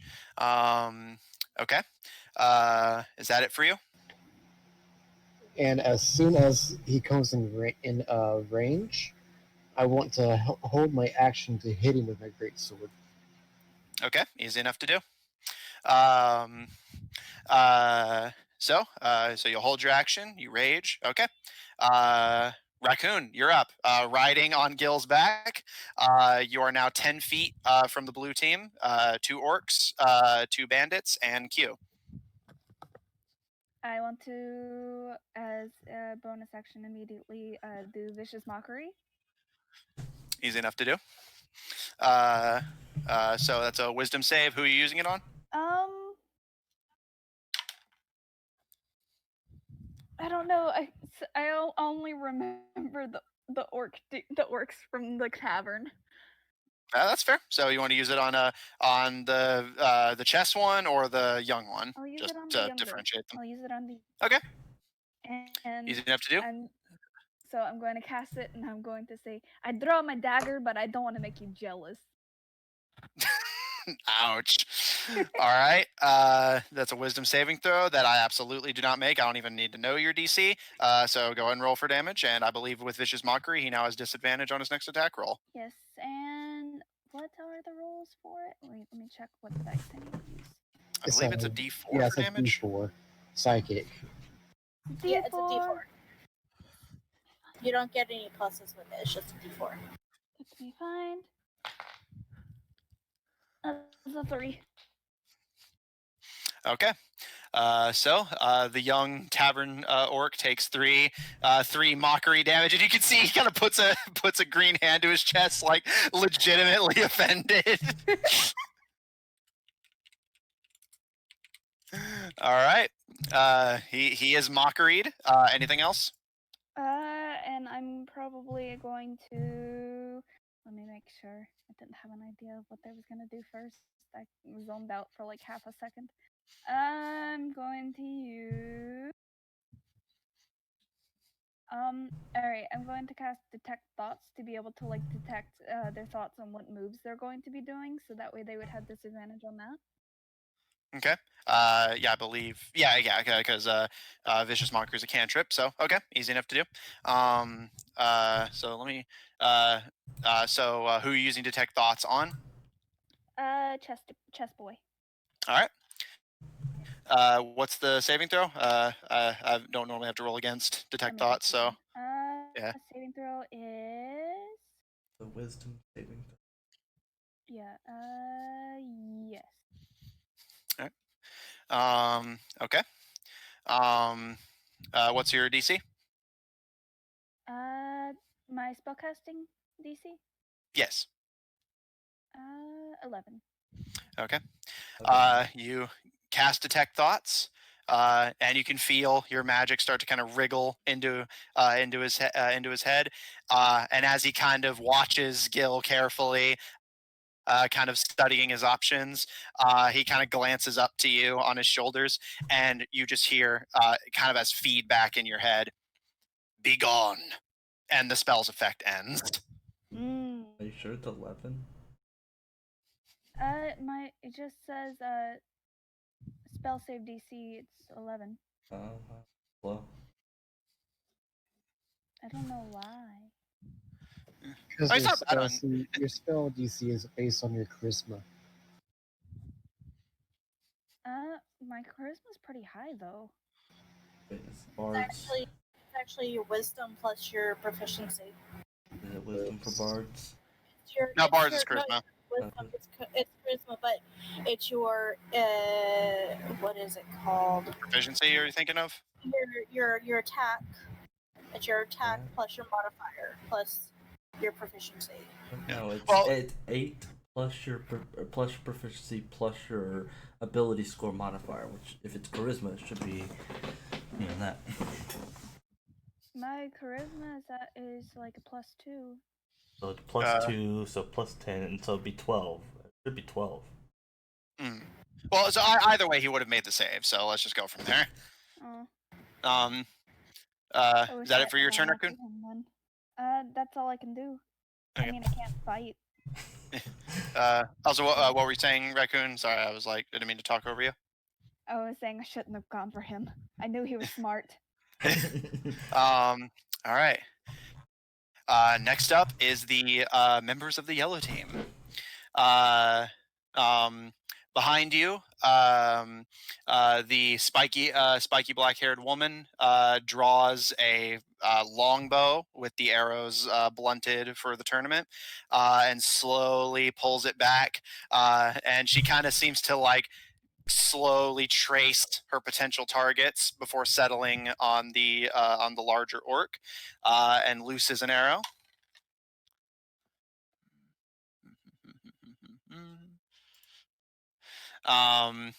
And Gil, since you and Raccoon are both kind of up front, a blunted arrow sails past you, but the orc kind of like, you see his eyes like flick in the direction of the rest of your team for a split second before splitting the arrow.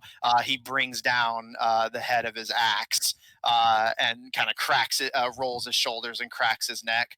But the woman smiles and draws another arrow and looses it incredibly quickly before he has time to react. But you see it does land, but bounces off of the chainmail he's donned in.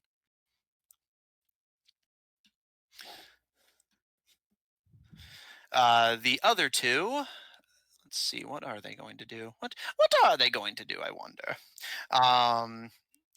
They rush to stand on either side, just kind of flanking you, Gil.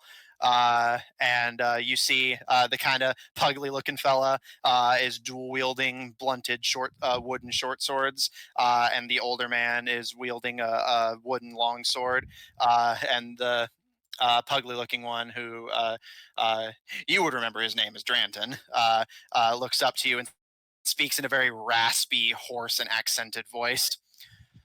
You have to stay with the team. Yes, but that doesn't get things done. I don't have ranged weapons. I So y'all suppose you're right. It will get something done. You'll get defeated. Not if I distract them. So y'all can hit them with your arrows. You can see both of them kind of roll their eyes and are also going to ready melee attacks. With that, it is the blue team's turn. And kind of seeing this like wall of melee fighters at the ready, you can see they kind of look to each other, and Q kind of nods to the bandits and orcs and raises a wooden scimitar over his head. And the bandits both bring crossbows with blunted bolt heads to bear, and are going to both fire at you, Gil. Wouldn't that give them severe disadvantage, being that close in range? Well, no, yeah, you only give disadvantage on ranged attacks in melee range of them, which I do not believe you are. Well, they're right next to Q, are they not? No, they're 10 feet ahead of you. Okay.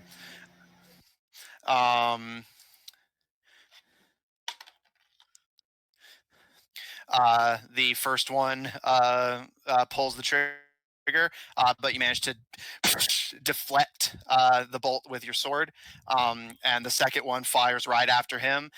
But as he pulls the trigger, the string on his crossbow snaps, and the bolt just kind of falls limply into the sand. You get the impression this tournament equipment is not super well maintained, and he kind of immediately scrambles to try and fix it. I'm going to you laugh. You can see You Q should kind of always roll. check your gear first, buddy. Yeah, you can see Q kind of rolling his eyes and chuckling as well, and biting the length of the wooden scimitar to free his hands. He pulls two wooden daggers from his belt, gives them a spin to hold them by the blade, and is going to throw both of them at you. I'll have to go back and grab them later. God, I am rolling like absolute dog shit tonight. That's good for us. I know, right? Yeah, I was gonna say it's good for you guys. AC, Gil. 19. Okay. All right. One goes over your head, but the other actually does come very close.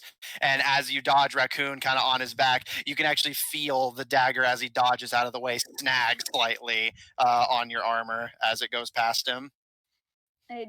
No, it gets like a couple of hairs off my hat. Oh, come on, Q. You could do That better was than really that. close. Gil! Maybe you should throw the scimitar in your axe. It might do more damage. You can see he's just completely ignoring you.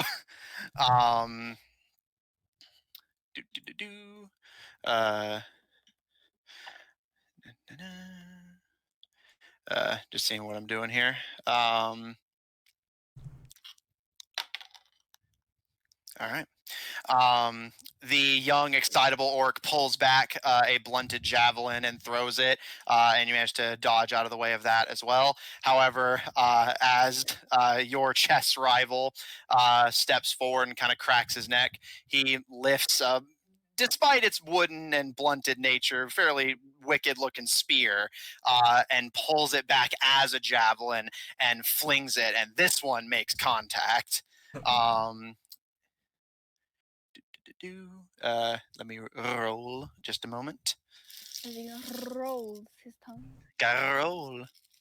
Sacarón. Yeah, I'm rolling so bad. Okay, need the that as well. Sorry, I was grabbing the damage dice I need. It'll speed up once I have all of them. Oh, you're Okay, good. there we go. Once you have all of them. Yeah, I really should just set all of them out preemptively. I just don't. Oh, yeah, I do so many. Yeah. It's mostly just because I get the D8s and D10s confused. I would go so much faster if I didn't have to deal with that. All right. So Gil, as the spear just impacts directly into your armor, and it's blunted, but it hurts. You take 8 piercing damage. Well, I actually take only half of that because I'm raging. That's true. So you take 4 piercing damage. And he kind of glares at you before adjusting his grip to focus on his wooden great axe and is going to hold for if you charge into melee. Top of the round, Lucian. Unfortunately, your use of Bless is used up as Gil only charged forward and didn't come any closer to the stands. And so as the top of the round comes up, the giant kind of now acting as a color commentator instead of direct announcer, kind of like lulls side to side as he watches this very awkward scuffle. Looks like everyone's settling for attacking at range. Interesting strategy with axes and shit. All right, top of the round. Gil, you're up. I'm going to take those last few steps forward, and I'm going to smack right at Q. All right, because you entered melee range, your chess rival does get a hit on you. Or he's going to try anyway.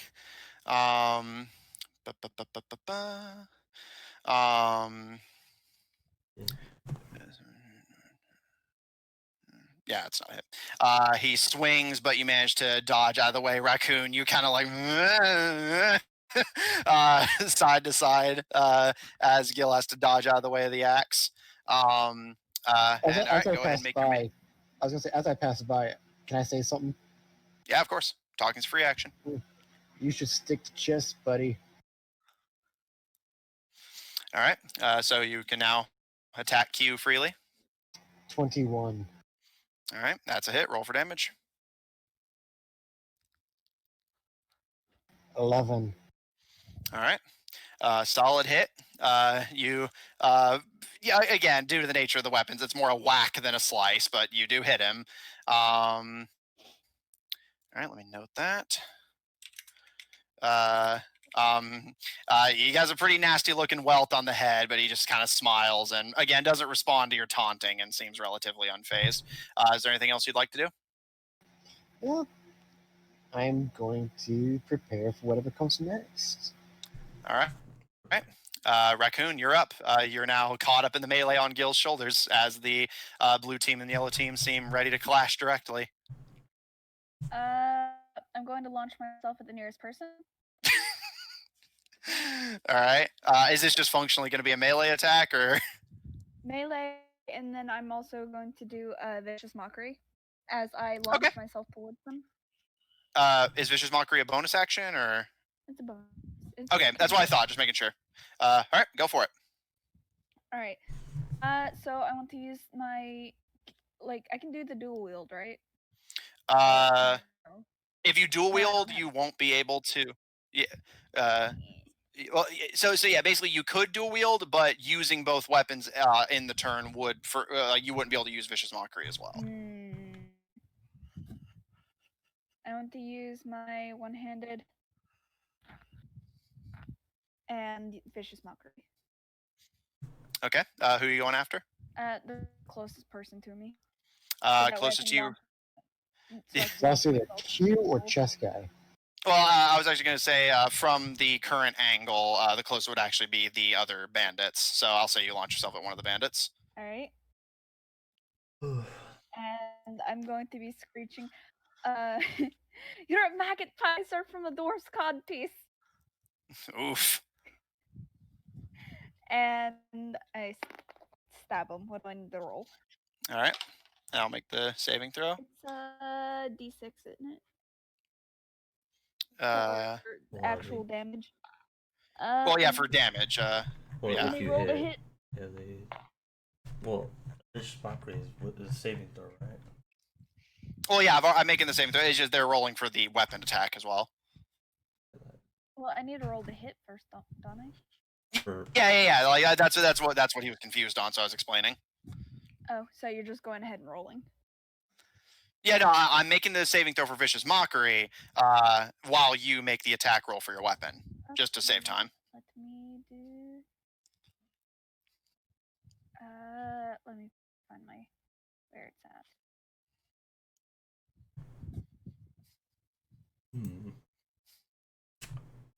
That is 17 to hit. As a hit, roll for damage. That's 3 and 17s in a row. Man, you guys are rolling well, and I'm rolling garbage. What do I need to roll? Is it one-handed? Is a? It's a D6 plus your strength modifier. Mm-hmm. That's what I thought. And wait, what are you using? I believe short sword. Yeah. Short sword's a finesse weapon. You can use dex. Yeah. The So finesse weapon, you can dex. Yeah. So strength or dex, depending on your preference, basically. Okay, I'm gonna use dex. So that's 5 plus 2, 7. All right, 7. A good 7 damage. And now that you know what actually goes into your DC, what is your DC? Say again. What is your DC for Vicious Mockery? I fixed whatever it was, and now it's a 12 again. Okay. So you give him a good insult, and it seems like his feelings are hurt, but unfortunately, Vicious Mockery does not take hold. He resists it just barely. Wait, isn't it? Cantrips don't. don't necessarily need the DCs, do they? What? I thought Vicious Mockery didn't have a DC. What do you mean? Yeah, It doesn't. It doesn't. It has wisdom saving throw. Yeah. Yeah, they have a wisdom saving throw. Also, I'm not sure if I should say this, but where are you getting that? How is Vicious Mockery a bonus action? Because it's a cantrip, you can do cantrips as a bonus action. Wait, what? It actually has to say bonus action for. Oh, yeah. Okay. I thought maybe it was like a bard ability or something, so I didn't comment on it. Yeah, no. I think it is. Yeah. No, to clarify, what you're thinking of is you can use a spell or a cantrip that is a bonus action, and then another one that is an action, but one of them has to be a cantrip. Oh, I thought you could Like, do for example, I have Healing Word. If I wanted to use Healing Word because it's a bonus action, I would say bonus action Healing Word. And if I still wanted to, I could do a cantrip like Sacred Flame. Yeah, but you can't do 2 spells or 2 cantrips. It has to be like one of both, and one of them being a bonus action. Okay, I thought you could do cantrips as a bonus action. Never mind. Yeah, okay. But he didn't take damage from it anyway, so no harm done. There are cantrips that are bonus actions, just not Vicious Mockery. Yeah, so yeah, it's all good. Well, now we know. Okay, so I believe that's the end of your turn, Raccoon? Yeah. Okay, it is now your ally's turn to attack. Since you've already weakened him a good amount, Zarya is going to take a good or Zarina, sorry, is going to take a pot shot at the bandit you were just attacking. That is a hit, and yeah, they literally could not roll low enough. So, yeah, Raccoon, just as you insult them, and it seems like he resisted the insult,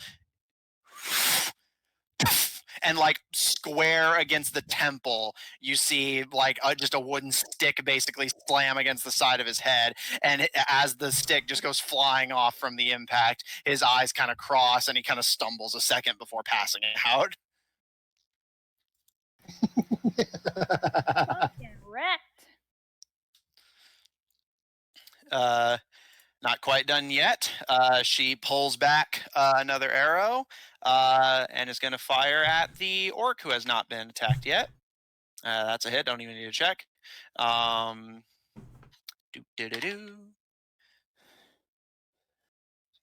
Okay.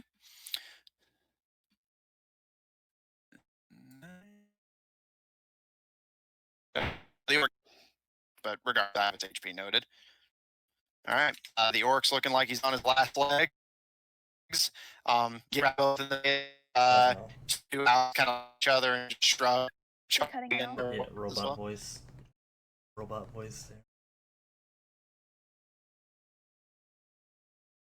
I need to see what's up with my DC. It's too low. Charisma, it's 8 plus your proficiency plus your. I don't know where my proficiency is. But it's +2. We don't get we get plus. It gets to +3 at level 5. Oh, you back, man? Hello. More or less. A little staticky. Yeah, you're still.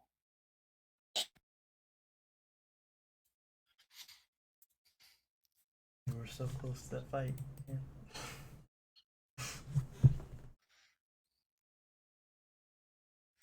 Okay. Hopefully it's blowing out. It's not.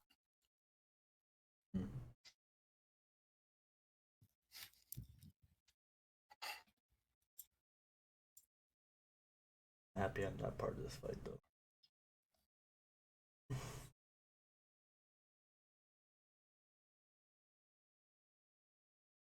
Oh, I'm enjoying this so much. I've been waiting for this for weeks. Get into a big fight. Yes. Well, I'm not trained for that, especially since I think this big fight in just the outdoors. I'm pretty sure, right? That's what I was kind of imagining. It's just kind of like outside and open arena.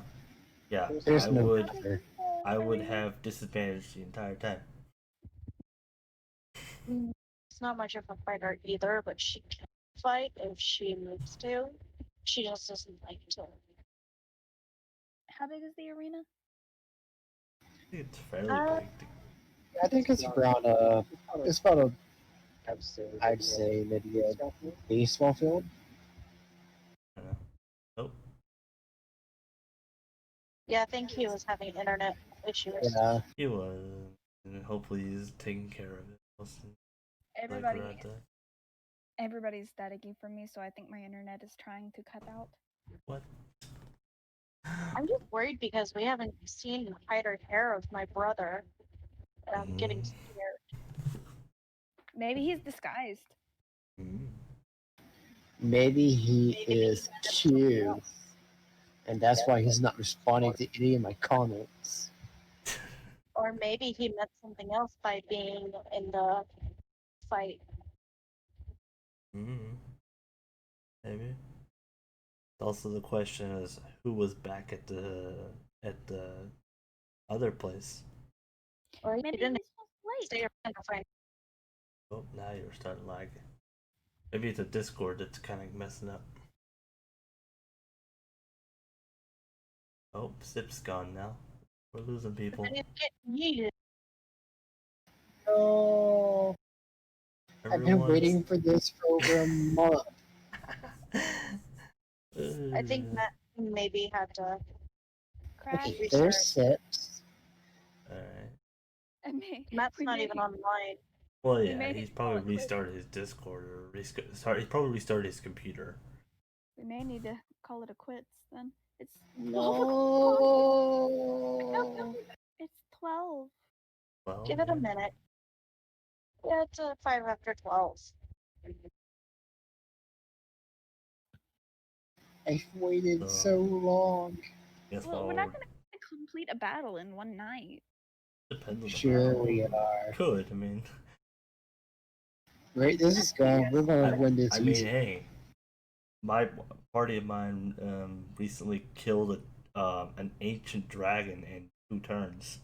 We were level 5. It's only been 2 rounds. There he is. Hey. Well, no, he's online, not in the call. Give him a minute. Trick to me. Patience. Oh, no. Oh, yeah, I can't. Jesus. Oh, no, that's whatever. I'm paid. I'm waiting for her. I'm just. I'm telling my husband to be patient. Oh, yeah. Let's get I'm to a fight. sorry. I mean, I'm so eager and happy. Did you build first? Like, I've noticed you min maxed. You pretty much min maxed a thief for tomorrow's campaign. Yeah, so I like these, but I also like to do some hardcore combat. All right, so sorry about Hey. Discord. Yes. He'd be like, He's here. What's Yeah. going on? He's returned. Yeah, We hear. love you, Dad. What's going on? Am I dying? Yes, quite obviously. Didn't you know? Didn't you know? Thought you got the memo. Yeah, I thought you got the memo. I'm not used to such reactions whenever I get back. My Discord was dying. I apologize. Yeah. Yeah. Gil just wanted to fight. I know. I've been looking forward to this for months Yeah. since I found out about it. I see. I understand now. Okay. Sorry. That's fine. All right. So, while I was waiting for Discord to get its shit resolved, I just went ahead and made some of the rolls preemptively. So, you guys watch as Dranton, dual wielding his short swords, charges forward and just cracked the short sword over the young energetic orc's head, and he basically just drops like a stack of rocks immediately, and with this fluid practiced spin on his foot, turns to take a swing at Q, who blocks one of the oncoming attacks, but as he's like kind of fighting off one blade with his axe, another one comes in and basically just bats him hard across the face, and you can actually see a tooth go flying. And Kratos takes a step back and pulls a blunted crossbow free and levels it at Q. And Q sees this coming and holds up the axe in defense. And Gil, as you're also already engaged in melee with him, the crossbow bolt actually bounces off the axe blade onto your sword blade and then back to Q, and it leaves a nasty welt when it hits him. But to Lucian and Zephyr in the stands, it just crossbow bolt gets fired and then ping ping, and then immediately Q like stumbles back with like a welt forming on his forehead. It looks pretty nasty. With that, Raccoon, the remaining bandit, is going to take a swing at you. I'm pretty confident that beats your AC, but just to be safe, AC? Let me check. 13. Yeah, that beats it, I figured. But don't feel bad. I'm rolling garbage anyway. That is 2 slashing damage. Oof. Okay. Q takes the wooden scimitar out of his mouth and kind of twirling the axe in one hand and scimitar in the other, charges at you, Gil. And AC, just for brevity, because I have to make several rolls. 19. All right. Bring it on, pretty boy.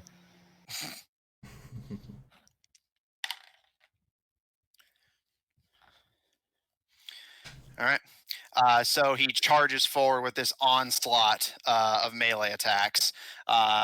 And as you're just fighting it off, you manage to keep him from landing a clean blow on you, but he's starting to put you on the back foot as you're having to like step back to give yourself room to parry and block his blows. And as you're fighting him off, the chess playing orc is going to take a couple swings at you with his weapon of choice.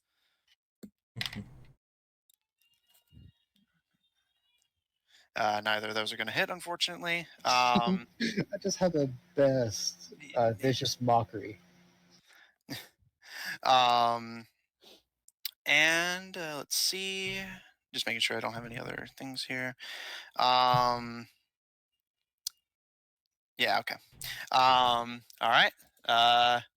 That's blue team's turns resolved. 1 orc and 1 bandit fallen, with Q, the orcish leader, and 1 bandit remaining.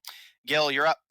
You're basically just in a melee with Raccoon and still getting used to names, Dranton, with Kratos and Zarina providing range support from the back. What would you like to do? I'm going to smack the shit out of Q again. All right, go for it.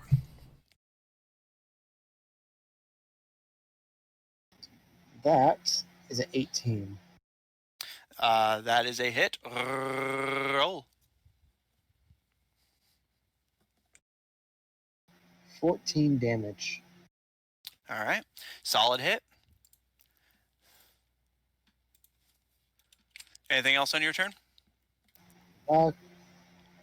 Is there any way I could like try to push him back?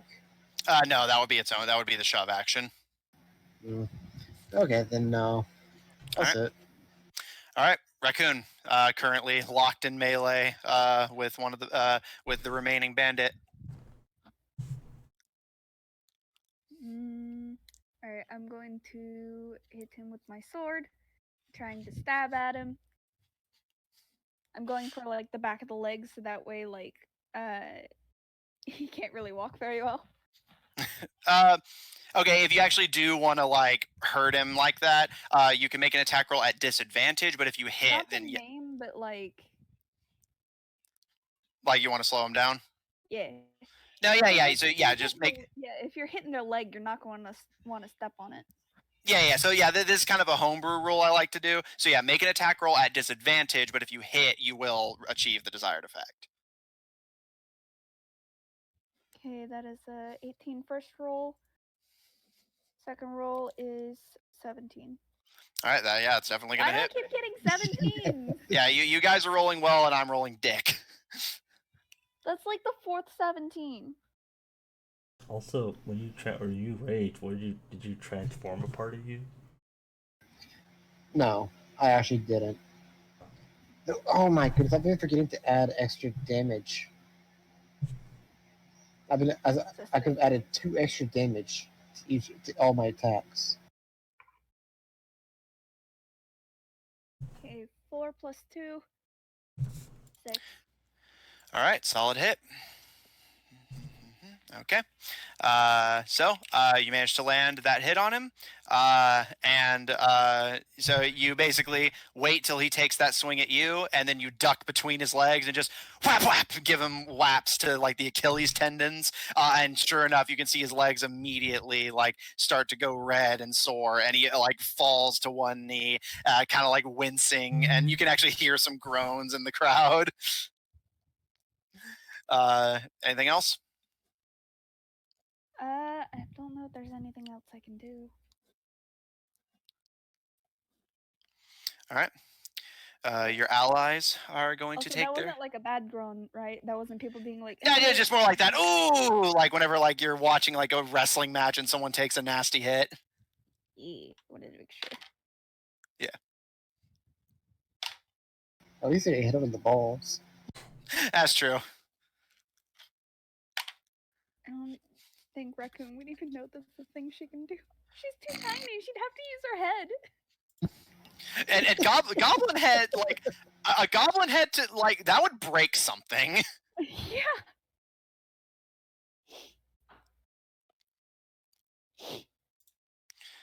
Okay. All right. Sorry about that. Zarina knocks 2 more arrows, and Raccoon, you watch as just as he has time to look back at you and register the pain he's in, he suddenly doesn't have to register that pain anymore as a blunted arrow knocks him unconscious, similar to the last bandit.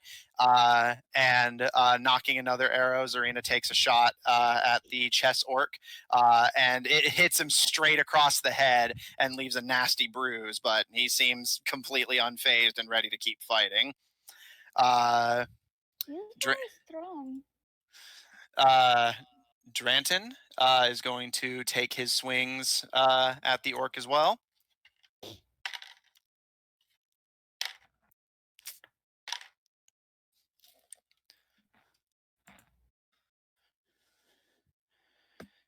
Sorry for the wait. That's fine. Oh, you're Gotta make- good. Got to make rolls.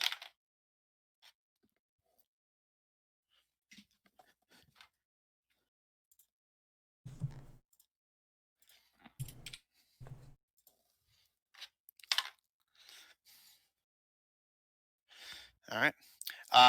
So you guys watch as Dranton starts to just basically spin into a tornado of short sword blades, and you watch as the orc kind of almost like casually and calculatingly steps back to dodge some of the hits, and you see one catch him across the head, but he kind of looks up as it and kind of gives that nod of like, okay, I get it now. And as one of the blades comes back around, he grabs Dranton by the wrist and forces him to the side. And Gil, the blunt end of the blade actually clocks you, dealing 7 bludgeoning damage. And he kind of steps back and kind of rolls. So what? That's 3. You unless it specifies otherwise, you usually round down. It'll usually specify if you round up. I believe that's the rule. Well, it's resistance, so how does resistance count, basically? One more time, sorry. I mean, you have resistance, so however resistance works, so. Well, yeah, resistance halves it. So, like, he was just asking, like, if it's an odd number, like, how does the rounding work? I don't think. I'm still looking pretty good though. Kratos is going to take a crossbow shot at the orc. That is a hit. Oh, dropped the dice, but I'll still take whatever it landed on. All right. Okay. A solid crossbow bolt hit. The blue team's not looking so good with 2 members remaining, but they're best members. Q kind of looks at the not fantastic situation they're in and turns to the orc, who gives him a nod in turn. And the orc rears back and pounds his chest and gives a battle cry. And you can see Q's eyes immediately get like this bloodlust look to them. And the orc is going to take a swing at you, Gil. Okay. Yeah.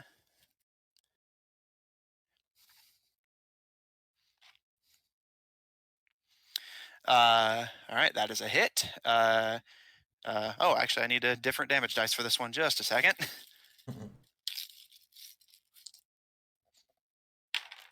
Now I'm rolling acceptably. Yeah, good. You take. I'm just going to go ahead and apply the half for you. You take 6 slashing damage. I already applied the half, so that is what you take.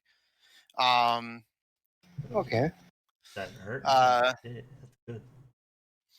And I Starting to get believe interesting. that is it for his turn. And Q twirls his weapons and is going to charge at you as well.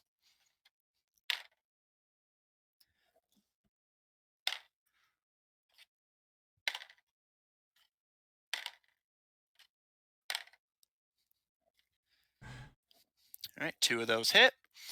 Again, I'll be applying the half for you just to save time.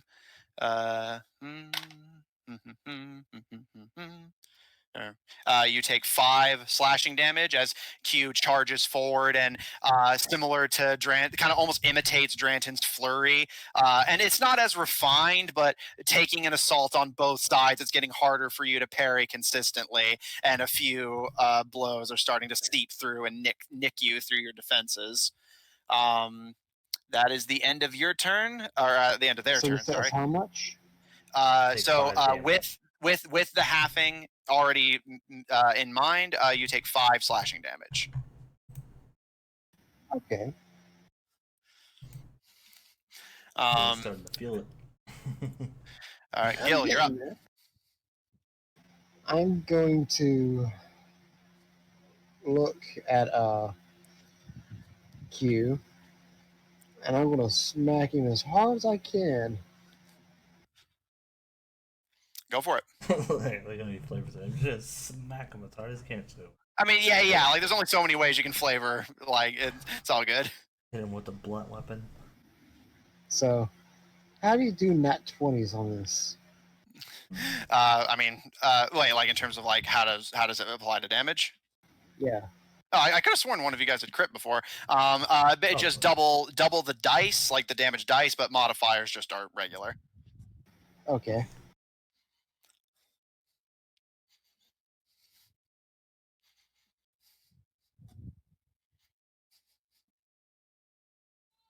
So, doubling the dice, that would be a total of 24 damage. All right. Okay. Gil, you swing forward and manage to clock directly in the throat, and he kind of steps back, gasping, and you can see the supernatural orcish fury kind of still funneling in his eyes, but he can't maintain it forever and finally collapses. You did just enough. Nice. All right. That is just the orcish chief against the entirety of the yellow team. I believe that's it for you, Gil. That's it.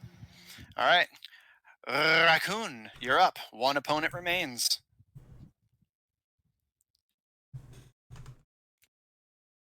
Zips.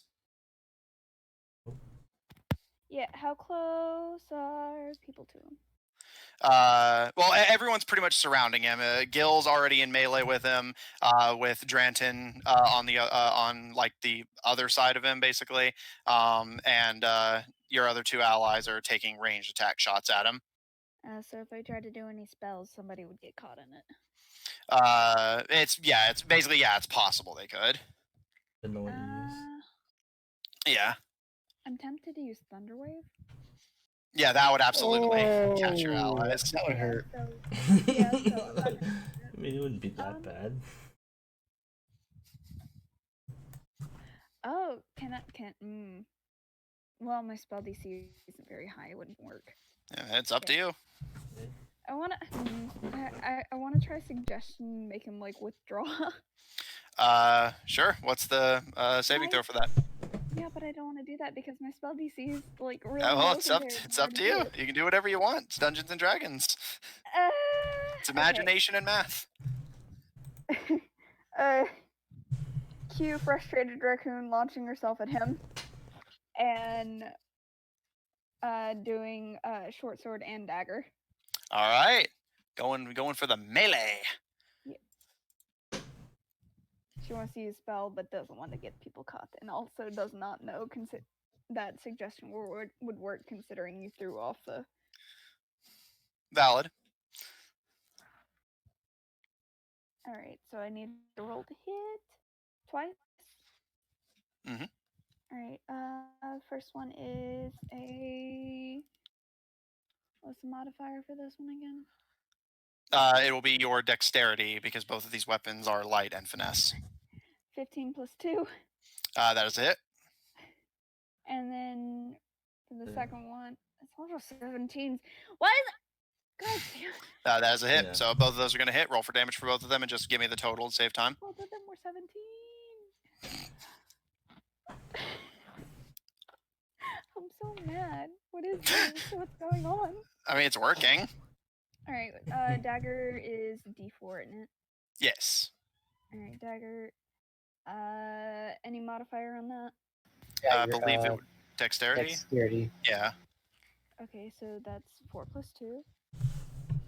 Okay. And then for the short sword, that's 3 plus 2, so 5. Okay. 9 damage.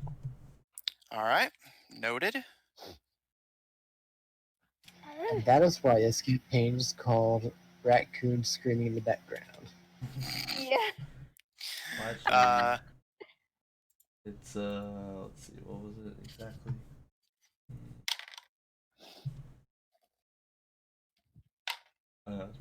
Raccoon screaming in the distance. Still, either way, pretty accurate. Yeah.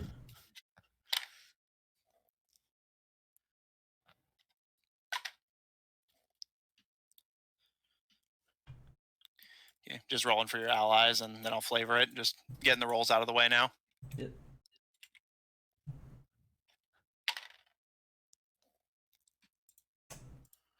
So far, Zephyr's just like, man, place must be very weak. Gil can beat them, man. I guess anyone can beat them. But fucking pack of jokers. What a bunch of jokers. What a bunch of jokers! What a bunch of jokers, Mr. J. Looking cool, Joker!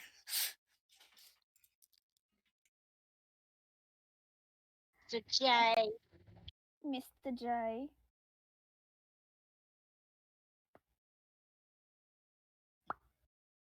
All right, so you're with only one target remaining. Your allies on the yellow team start to just zero in on this poor tavern-dwelling, chess-playing orc. You watch as Dranton charges in with short swords and goes back into that tornado flurry. And again, he's able to block several of them, but several just sneak their way through just the sheer onslaught. And a crossbow bolt comes in, and he manages to dodge out of the way, only to get hit by a couple arrows from Zarina's bow. He's not looking too hot, but he's gonna keep fighting to the bitter end for blue team. I just hope he doesn't hold this against me, like I told him not to last night.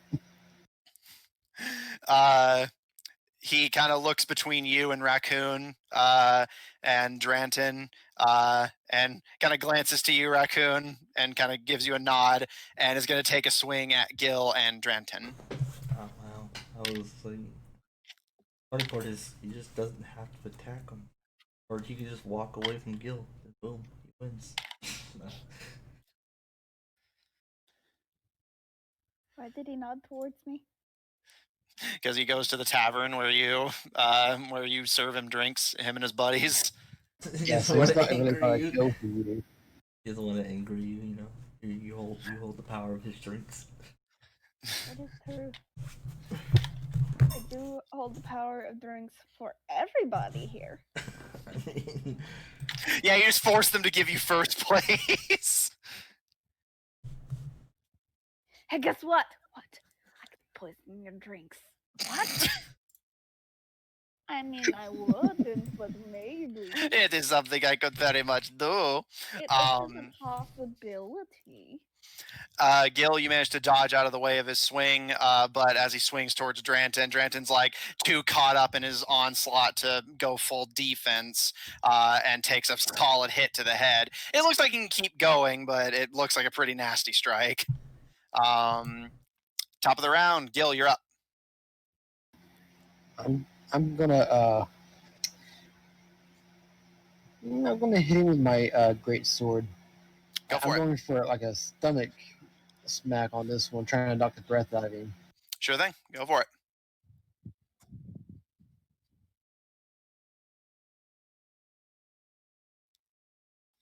And that is a 16. Just enough. Roll for damage. wow. He's very low for. Isn't he a barbarian? No, he's just orc war chief. So that would be a total of 10 damage. All right, 10 damage. Looks like looks like you've managed to corner him and you're ready for checkmate. I believe that's it for you, Raccoon. Is it time to attack again? All right, go for it. Alright, I'm doing the same thing as before. All right, go for it. Rolling to attack. Save. What is...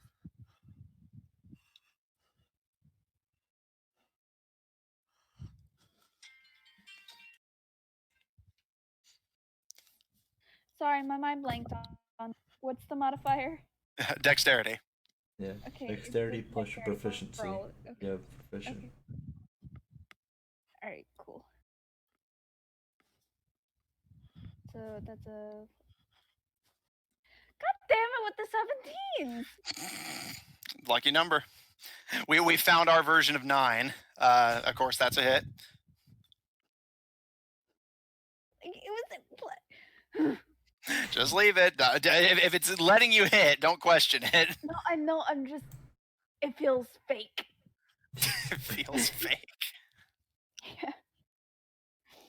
All right. So It's okay, Raccoon. is that for both, or do I need to roll for both? Yeah, you need to roll for both. It's separate attacks. Okay, so this one didn't hit. All right.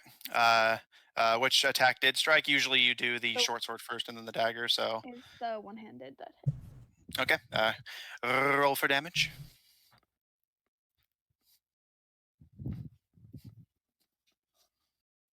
It's a 7. All right. I slammed in. Solid hit. He manages to dodge just barely out of the way of the dagger, but he's not looking good. He is on his last legs. Your allies swoop in.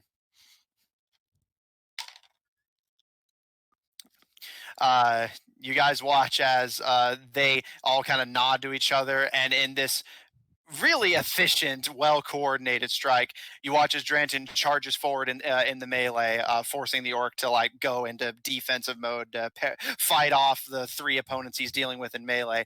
But as he tries to take a defensive swing at Dranton just grins and slides out of the way and brings up his swords in front of him in a kind of protective X as 2 arrows and a crossbow bolt smack into the weapons and ricochet basically in a perfect line up the orc's back.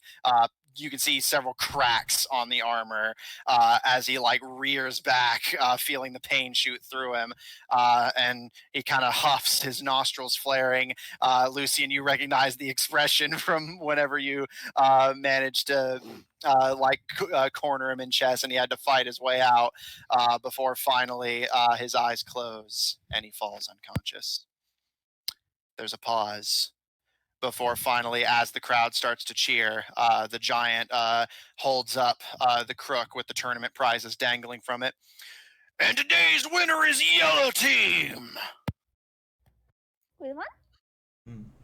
Yes, Raccoon, we won. We Disappointing. won. And I'll put her back up in my badge. The giant jumps from the raised platform and approaches you guys. As you can see, several clerics start to pull blue team back to their room, and the giant kind of looks down on all of you with a smile. Well, that was a mighty impressive performance for first-timers. I'll admit things could have been a bit more interesting than the way they went, but I suppose I can't complain. I think your next opponents may challenge you a bit more, but we'll see how it goes.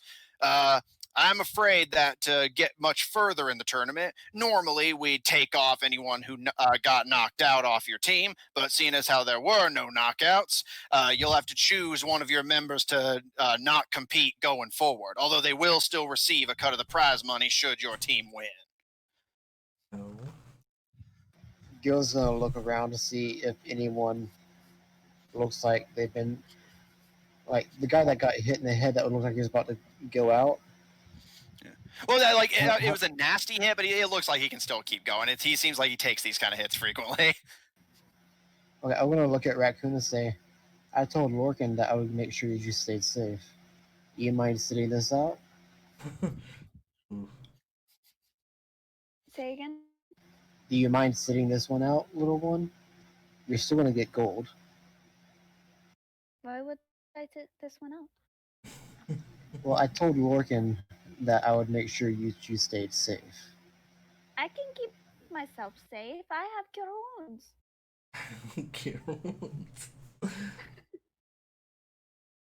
After kind of you two going back and forth, Zarina kind of rolls her eyes and raises a hand. All right. I'll sit the next few rounds out. As long as we still get our cut, we can still pay our rent. And she kind of nods to Dranton and Kratos. Babysit these two and make sure they don't get too badly hurt.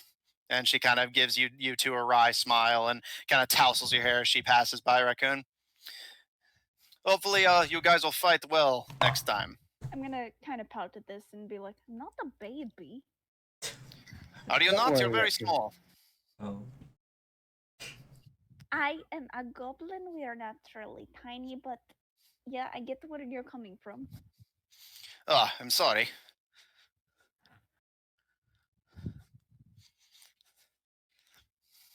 And she kind of gives a kind of awkward nod and slings her bow over her shoulder and leaves the arena. All right. The next match involving yellow team will be the day after tomorrow. Make sure you come here at the same time. Your next opponents will be red team. Okay. Tomorrow, huh? Day after tomorrow. yeah, Oh, man. it's like 2 days. Yeah, like the whole bowl is like for like a week or two. Okay. Okay. I'll be here. He gives you a nod. Feel free to come by tomorrow if you want to watch the match between red team and green team. Sounds good. Wait, what? You didn't think there was only 2 callers, did you? No, well, I knew that. I mean, but you mentioned that 2 days from now that you were gonna fight the red team, and it's like, oh yeah, the tournament to determine if you're gonna fight the red team or not. So you could fight the green team. I think it's trying to like like if the red team beat if red team beats green team or green team Oh yeah. doesn't, it doesn't really matter because they still have to like fight the other team to see if they can move on or not. Don't know what you said there, but okay. Just You like cut out. whatever. So It was bad. very- These category ranks. Yeah, and to explain, since it kind of got like shown a little bit in action here, basically, in random matchups, the teams fight each other. Whoever performs the worst, or in cases like this, just chooses, leaves the team after each round. The team's getting gradually smaller as the tournament progresses until finally there's a final match between the finalists from each team, and whoever wins that fight takes the championship for their team. Interesting. So it could not. It could. Gil could be knocked out. Hmm. He might. Who knows? He did pretty well. All right. So, as you guys are surrounded by the crowd cheering for Yellow Team's victory, and those who are ready to head to the fairgrounds or start getting ready for tonight's the first night of the ball, that is where we're going to end tonight's session. The summer ball is officially underway. Gil and Raccoon are well on their way to potentially becoming tournament champions, alongside the mysterious trio of tournament veterans assisting them. Beating Q and a few familiar faces. Zephyr, Which was fun. Zephyr didn't find too much in the doctor's house, but enough to give him some hints. We shall see where the next session's adventure takes us. Thanks all of you guys so much for playing. Thanks everyone at home so much for watching, and we'll see you all next time. Ooh.